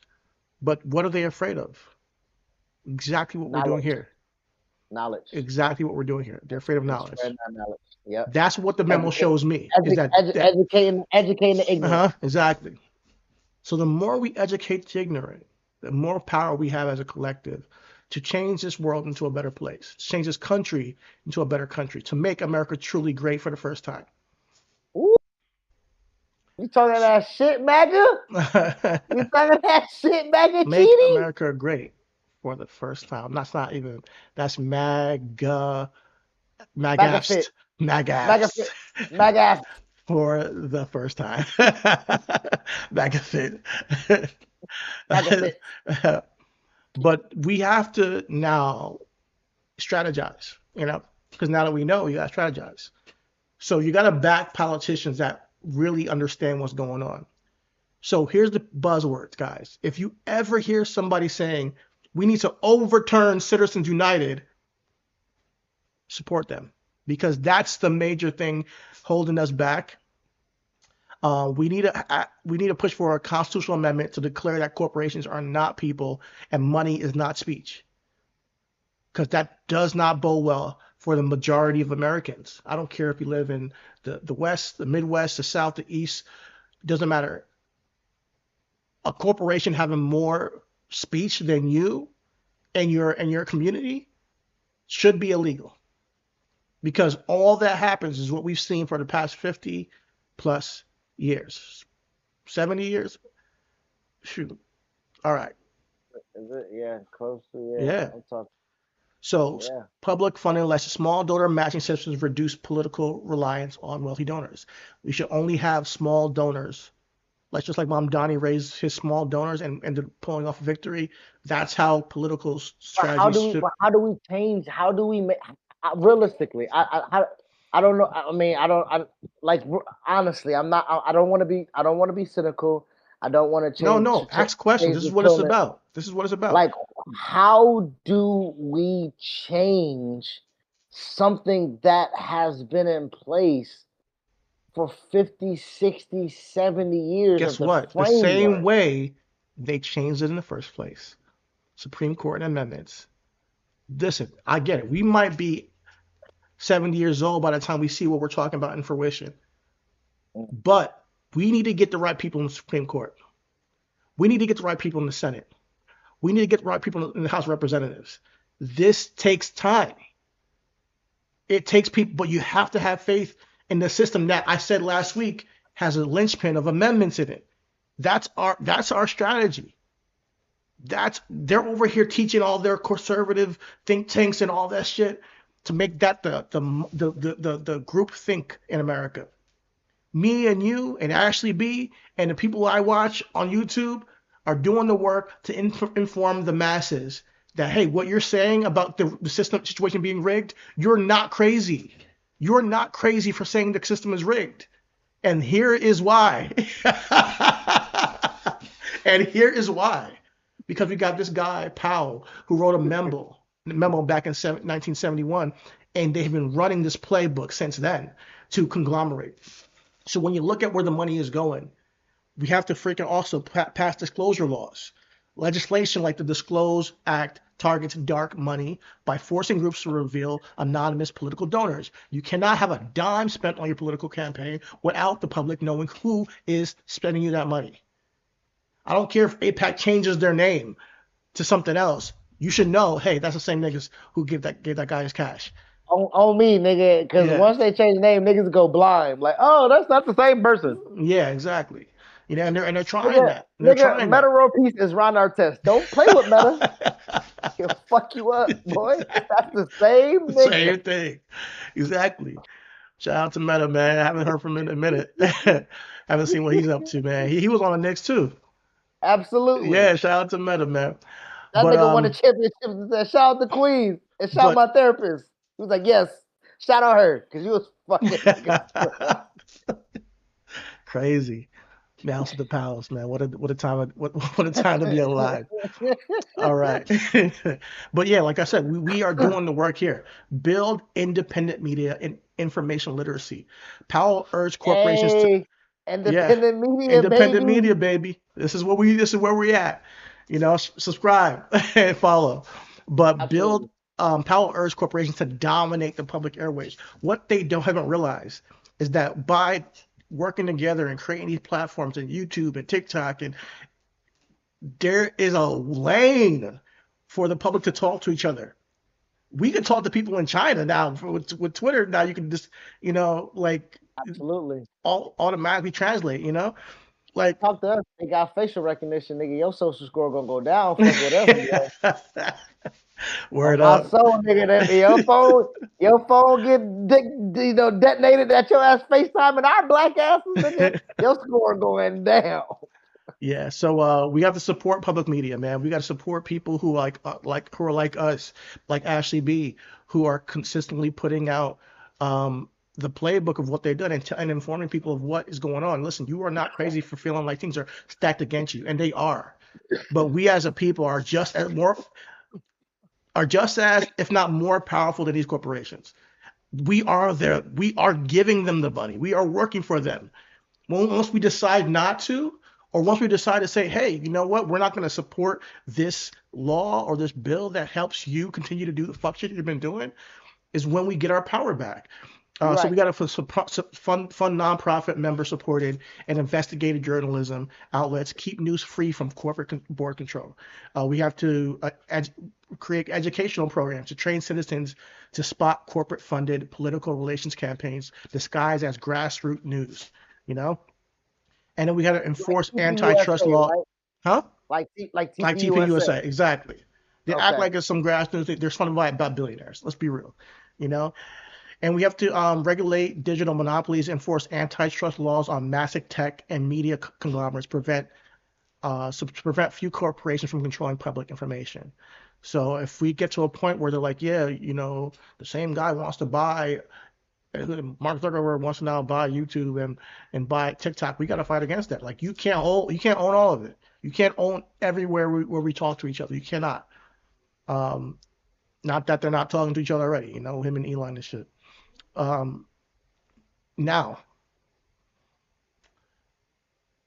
we have to protect democracy in education and the courts. We have to defend public higher education and increase federal and state funding for universities. That reduces the reliance on wealth corporation donors who attach ideological strings to their grants. So right now, a lot of corporations are funding colleges. So we have to increase, like we talked about last week, federal, funding to these universities, so we can make sure that they're not influenced by the corporations. If you're going to a college that's funded by Amazon, I guaranteed that they're not going to be talking about the antitrust movement that they're doing. You know, the union busting they're doing. So just beware of that. We have to support academic freedom. Protecting tenure ensures professors can research economic and environmental issues without fear of donor retaliation. And we have to have judicial reform, implementing term limits for Supreme Court justices, and stricter ethics codes for federal judges, counters the pipeline of ideological-driven judicial appointments. So we have to push for implementing term limits for Supreme Court justices. I think this is one of the biggest things, because the Supreme Court has royally fucked us over and over again. Absolutely. The voting rights right now, this year, the decision on that, or was that last year? We just talked about Citizens United. This is insane. And it's usually always like a few guys that are the same culprits. And Clarence Thomas, who's the biggest coon of the world, who's set black people back 100 years because of the choices he's made in the Supreme Court. You know, so like we have to make sure that we fight for these things. When you hear a political a politician talk about, hey man, we need to implement term limits for Supreme Court justices, that's another ping in your brain. Hey, maybe we gotta listen to this guy. So when you hit repeal Citizens United, term limits for Supreme Court, when you hear those things from a politician, they're tapped in. So remember those. And then, we got to strengthen grassroots labor organizing. So unions served as an organized, well-funded counterweight to corporate lobbying, advocating for worker safety, fair wages, and consumer protections. And since they have been completely destroyed since the 80s, we don't have that anymore. You know, people are getting hurt in Amazon warehouses, are not getting paid. People are not getting. People got to pee in water bottles and shit while they're working, so they don't miss time. It's getting outrageous. We're going back to the basically just a different form of paid slavery. You know, it's like, because if you don't work, Indenture you will be servitude is homeless. what they Indenture indenture servitude. There you go. servitude. There you go. That's a better way to put it. Because if you don't work, you're going to be homeless, and you don't want to be homeless. So you got to be work all this time to get a lower wage. You're fucked. You're in a situation where you're stuck between a rock and a hard place. The government's not going to help you. The corporations damn sure won't help you. And matter of fact, Right? they're going to put you in position so they make sure that you have to freaking keep on doing the work that they told you to do. They You know consolidate themselves. Yep, exactly. absolutely. And then we have to align and we have to do some coalition building. So me and you talking to people like actually be aligning with environmental groups, civil rights organizations, student movement, student movements that creates a unified front to match the corporate organizational strength. So as we continue to find our people, whether it be here in New York, whether it be there in Florida, whether it be, I don't care where you are, Tallahassee, but that's a state, but Georgia, California, Texas, I don't care Yep. if you're in Utah, whatever, Indiana, organize with people in your state who are for the right things, and as a unit we become stronger. We're starting on this pod. We got 49, 50 subscribers soon. We are just getting So started, bro, and I have no idea where this road's going to take us, but I have a good feeling because we are constantly on the cutting edge, whether we're talking wrestling back in the day or we're talking politics now or we're talking about the current state of the world. We are always on the cutting edge, and I guarantee you, Chris, that these conversations that we're talking about today are going to be way more talked about in the public and media as we continue to do this pod this year, next year, and beyond. yo, I can't wait for the traction that we pick up literally as we get more for those more inclined. I know we don't want to disregard people, but Chidi, can you put up the link Black Vote Yeah. what's our website? So Black Foot for Watch. those Black Vote Watch. So for those who are even if you are an ally to us as a non-black person, this website right here is what we found out, like expanding our horizons. We found this website out, and it's Black Vote Watch. And essentially what you can do is you can type in your right there, it says enter your zip code.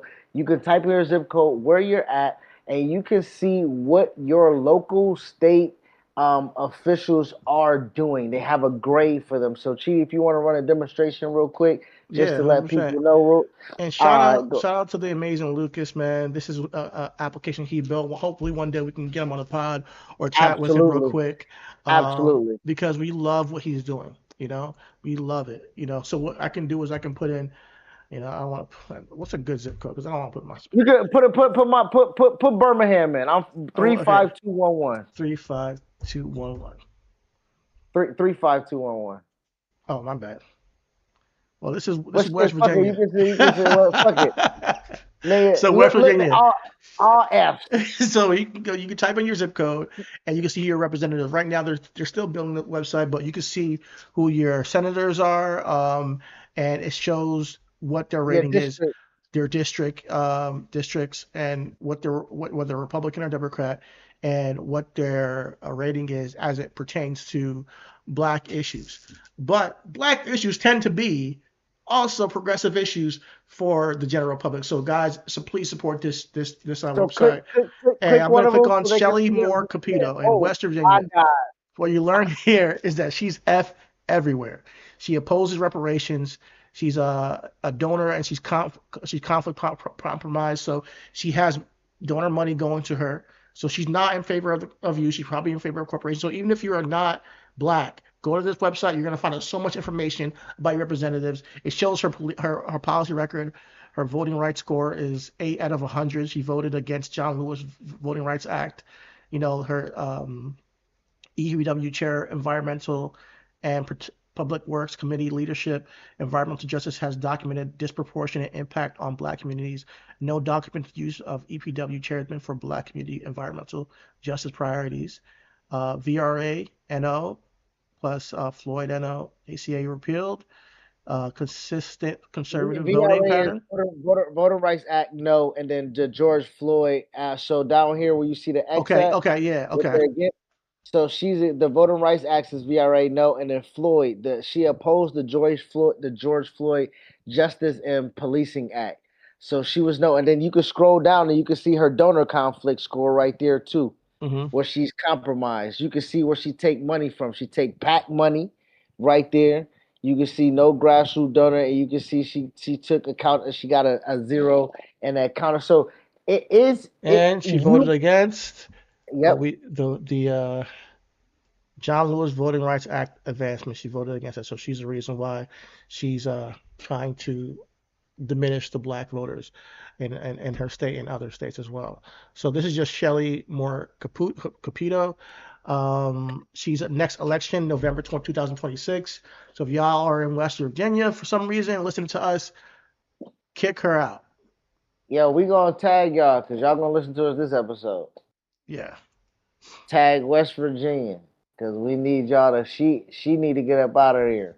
You know what I'm saying? What's the Alabama? Oh, 35211. 35211.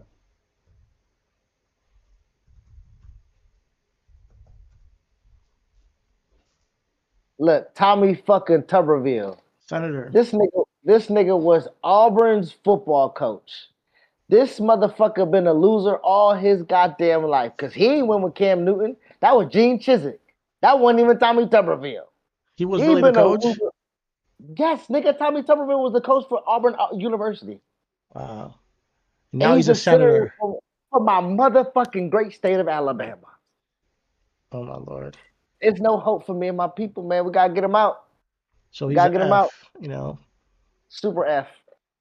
10-month hold on 450 plus military promotions. Wow. You know. He calls DEI programs divisive and pushes to eliminate them from the military. Voted against the John Lewis Voting Rights Advancement. Bro, John Lewis Voting Rights Act, nigga, in Alabama? Are you stupid or are you dumb, nigga? You in Alabama and you vote against the Civil Rights Act that was fucking started in Alabama? Now, the donor watch has not been confirmed yet. They're watching this currently, so it shows you if they're currently watching, if it's a pending person, you know, and he opposes reparations. So, you know, that's election November 2026, Alabama. Get your ass out there and vote, nigga. Get out and vote. Get him up out of here. So yeah, that's just a few examples. Actually, you know what? Let me show you. Show them the great state. Show them what's New York? What's the New York zip code? Not yours. Let's do what's the city? Let me see. All right. 136. All right. I got one. Okay. Yeah. Let's see, because they got a couple greens in there. It's a couple greens. I want to show you some greens. It's some greens out there. But we gotta start at the top with an F. Chuck Schumer. Get him up out of here. Chuck Schumer, he's up for election November 2028. And I assume, hopefully, as Alexandria Ocasio-Cortez comes from his ass, because 2028, Chuck Schumer, he's also the head of the Democratic Party at the moment. He is the head chair. And he's compromised like a motherfucker. Super compromised. 2028, he's FFF. He's a key architect of the 1994 crime bill. Voted yes for the 1994 crime bill that led to mass incarceration. Failed to bring H.R. 40 to Senate floor. Like Joe Biden and Hillary Clinton. Yeah, exactly. So yeah, his accountability record is red. It's very questionable. But then we got Kirsten Gillibrand, who's a senator for New York. She's a green. She supports reparations first and foremost. Her donor conflict is clean. And her accountability record, she co-sponsors the S40 Senate companion to HR 40 reparation study bill. Now she does have something she done against. She is a Bluhdorn Democrat from 2007, 2009 with an NRA A rating. She bragged about keeping shotguns under her bed, and she wrote a letter to the NRA opposing gun restrictions. So it keeps you track of even the good people who may have a higher rating. She's a B. So, shout out to Kristen Gillibrand for supporting reparations and being on the right side of history. Also got Jerry Nadler, but unfortunately he's a B. He supports reparations, but he is compromised with his donors. So it shows you, take that money.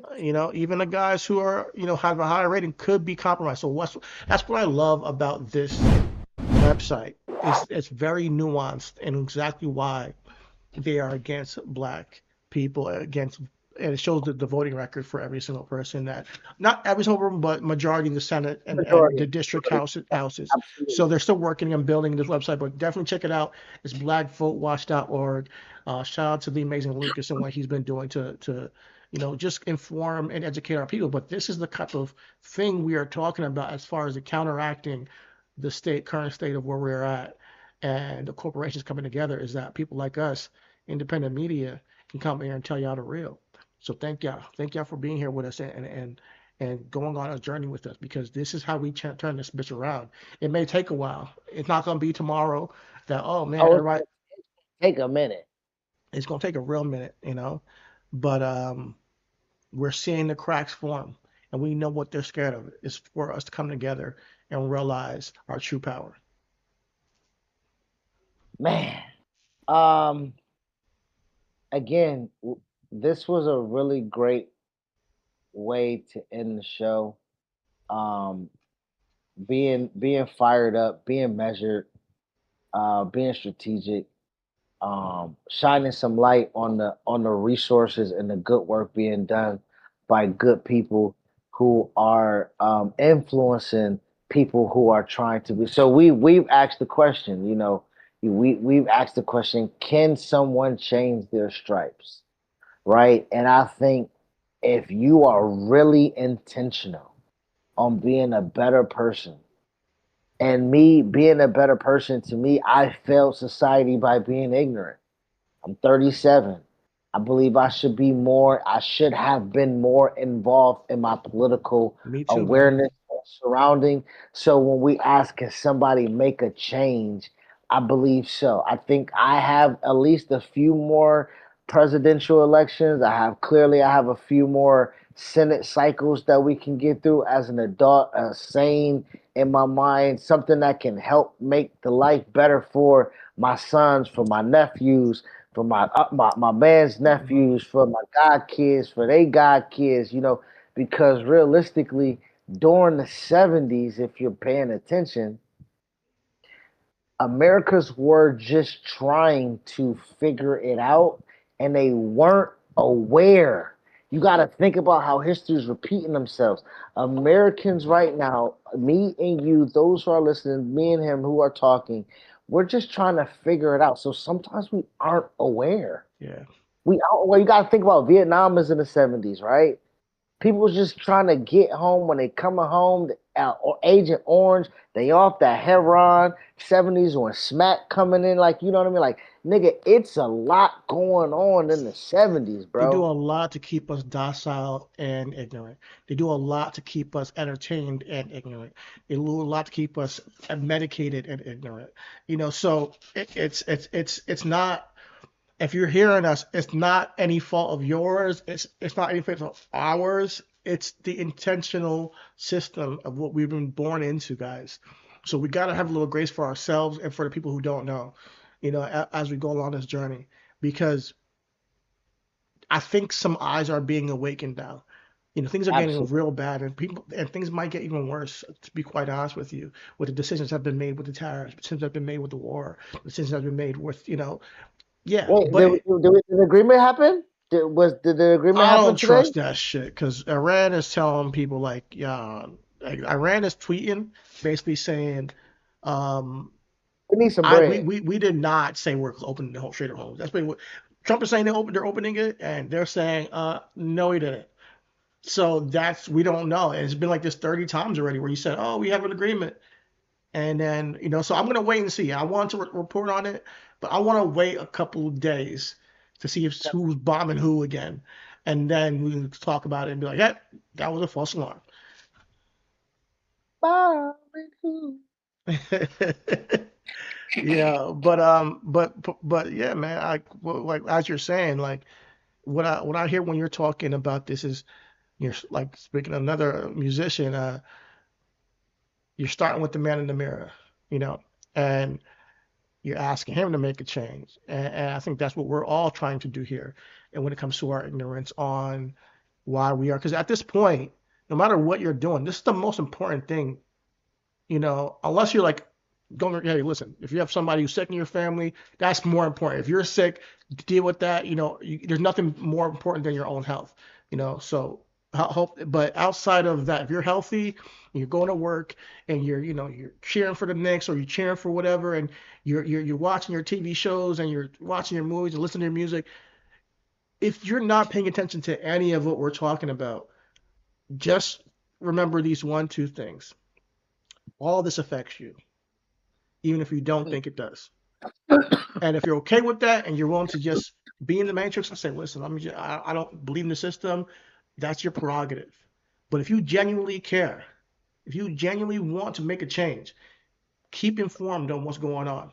Keep informed of where you're putting your money. And I'm not saying that, and I want to be clear, I'm not saying that you're bad for putting your money in places that you know are wrong, because, hey, we do it too.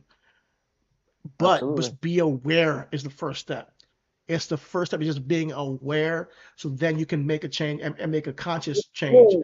Being willfully ignorant is going to be the most damning thing for us to progress, Exactly. right?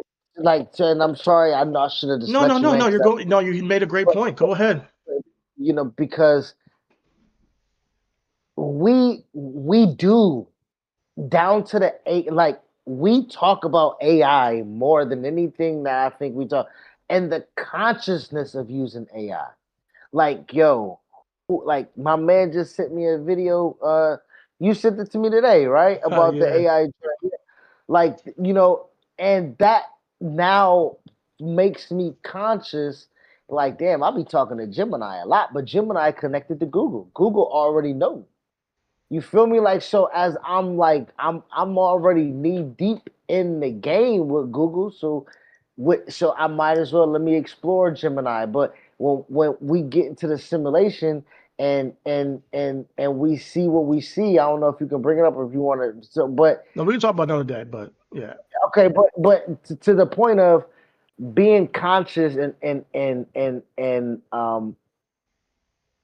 less and being more informed, like you say, of where we utilize our money, our time, Mhm. and implement our data, our ideas. Mhm. You know what I'm Because saying? at this So point, their yeah, plan has worked. All yeah, right, boom. it's already All right, you worked. You won.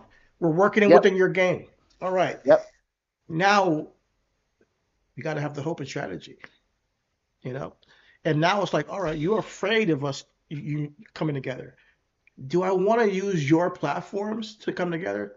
No, I don't. But until there is something that is not attached to your or platform. ethically better than what you're providing us, I'm Yeah, going to have to use your platforms to connect us and inform us, you know? And if you're really truly about the free market and all that stuff, it shouldn't be a problem, But we know they're not. But here's the thing, it's going to be a wave. I don't know when, I don't know how, but in our lifetime, we're going to see a wave of people wake up. That's my prediction. yeah, yes, And there's no, and you can't afford it because I really believe in the human spirit more than I believe in the corporate um, conspiracy, the corporate uh, monarchy. monarchy, essentially. Yeah, yeah. So I really do believe that people who are going through things and suffering are going to have no choice but to wake up and be like, why the fuck is things like this? And what I hope is the people like us continue to fight and get informed and start to get active, because there's also the hope and despair that can happen where people end up taking their lives, people get on drugs, people, just give up altogether. And I don't think we're built for that shit. At least me and Well, you are not. And I just pray that the majority of people are not going to fall in line with that, because that's what they're kind of forcing us into, It's this place of Well, like there's no way to get out. It's the apathy. And what does apathy lead to? What did one of the AI things do in that thing I sent you? It deleted itself. and to the point, eh, to connect all of that to all of what you just said, if we do have faith, if we do have hope, if we are going to be the change to get out there and do the work and be active, go to our city council meetings, log in online. Fuck it, we don't gotta go there, nigga. They got the meeting hours online. Like, go to your PTAs, go to your school council meetings. At least be Because aware of what they're saying. At least just even if you're not gonna talk to nobody, you walk in that bitch, you sit in the back, and you're just like, be okay, aware of because faith without work is dead. yeah, You feel me? You can't have no faith without the work because it's nothing, and also to your point too, to connect it to the great words of Roddy Piper, when they think they have all the answers, we changed the question, baby. come on. So they got us where they want us at, but realistically, us being awakening, us not wanting to take this lying down, us being in a position of wanting to do something and wanting to know, is a really great space to be in. And I'm glad we came across this so we I'm can do glad you more. came across it, man. Take the credit, man. It's all you, man. I'm glad you brought it to my attention because it expanded the viewpoint of how insidious is, how long this is, and where we are today and where it started. Granted, it is beyond that, and the thought process of somebody who even gets to that position in the Supreme Court to have that thought process, we can go further on. But the implementation of these corporate Bro, once he meetings. got at the Supreme Court, this nigga was like, marvelous. Mm-hmm. That nigga was like, oh, I'm in here like swimwear, nigga. And Supreme Court justices is like a lifetime joint. He there to rule until he die. Yeah. Essentially. It really is, and we got to change that because there's no incentive if you got a lifetime job to really give a fuck. What? And not to be compromised at that. I don't give a fuck, and I'm gonna be compromised. Yeah, nigga. and I'm taking the money. Yeah. And what are you gonna do about it? You're not gonna fire me. President can't even fire me. President's paying me, but he can't fire me. Mm-hmm. Boy, Exactly. where Luis at? Where Luigi? Free Luigi. But listen, man, it's been a great pod. Listen, I just want y'all to stay informed. Listen, but here we're on everything. Is tomorrow we could talk about the AI stuff because I do think it's an interesting conversation. I don't know if we're gonna go there, but I do think it's an interesting conversation, and I do think it's a parallel to people almost and how people can respond to things. So yeah, we could talk about that. But shout out to the Knicks. Go New York, go New York, go. Listen, man. Shout out to Brunson. Yo, keep on doing your thing and keep celebrating. You deserved it. The parade is this Thursday. I'm not sure if I'm going, but I would love to be there if we can. So shout out to the Knicks. And yeah, is there a price of admission there, or you just gotta be there? I don't know. I'm gonna look it up. I'm gonna find out. Look at that. We'll talk about it offline, man. You gotta be there. I want you to feel the energy, boy. You gotta send us videos that we gotta live vicariously through you, bro. That'd be crazy, man. Yeah, if I can send y'all videos on it. But yeah, man, thank y'all for joining the Everything Is podcast, fellas, ladies and gentlemen. Please like, subscribe, follow if you're still here. If you're still here, you're a real one. Thank you very much for sticking it out and hearing us out. But yeah, man. Thank you for joining Everything Is podcast. We are the culture. We are the Zeitgeist, or I'm saying it backwards. We will see y'all we'll see y'all tomorrow, In the meantime, all is love. Keep loving your hearts and spirits. The world needs it. Everything is everything. Peace out. If you made it this far, you are a real one. Thank you. So please like, comment, share, subscribe, and hit the bell icon for more daily content from your boys from Everything Is.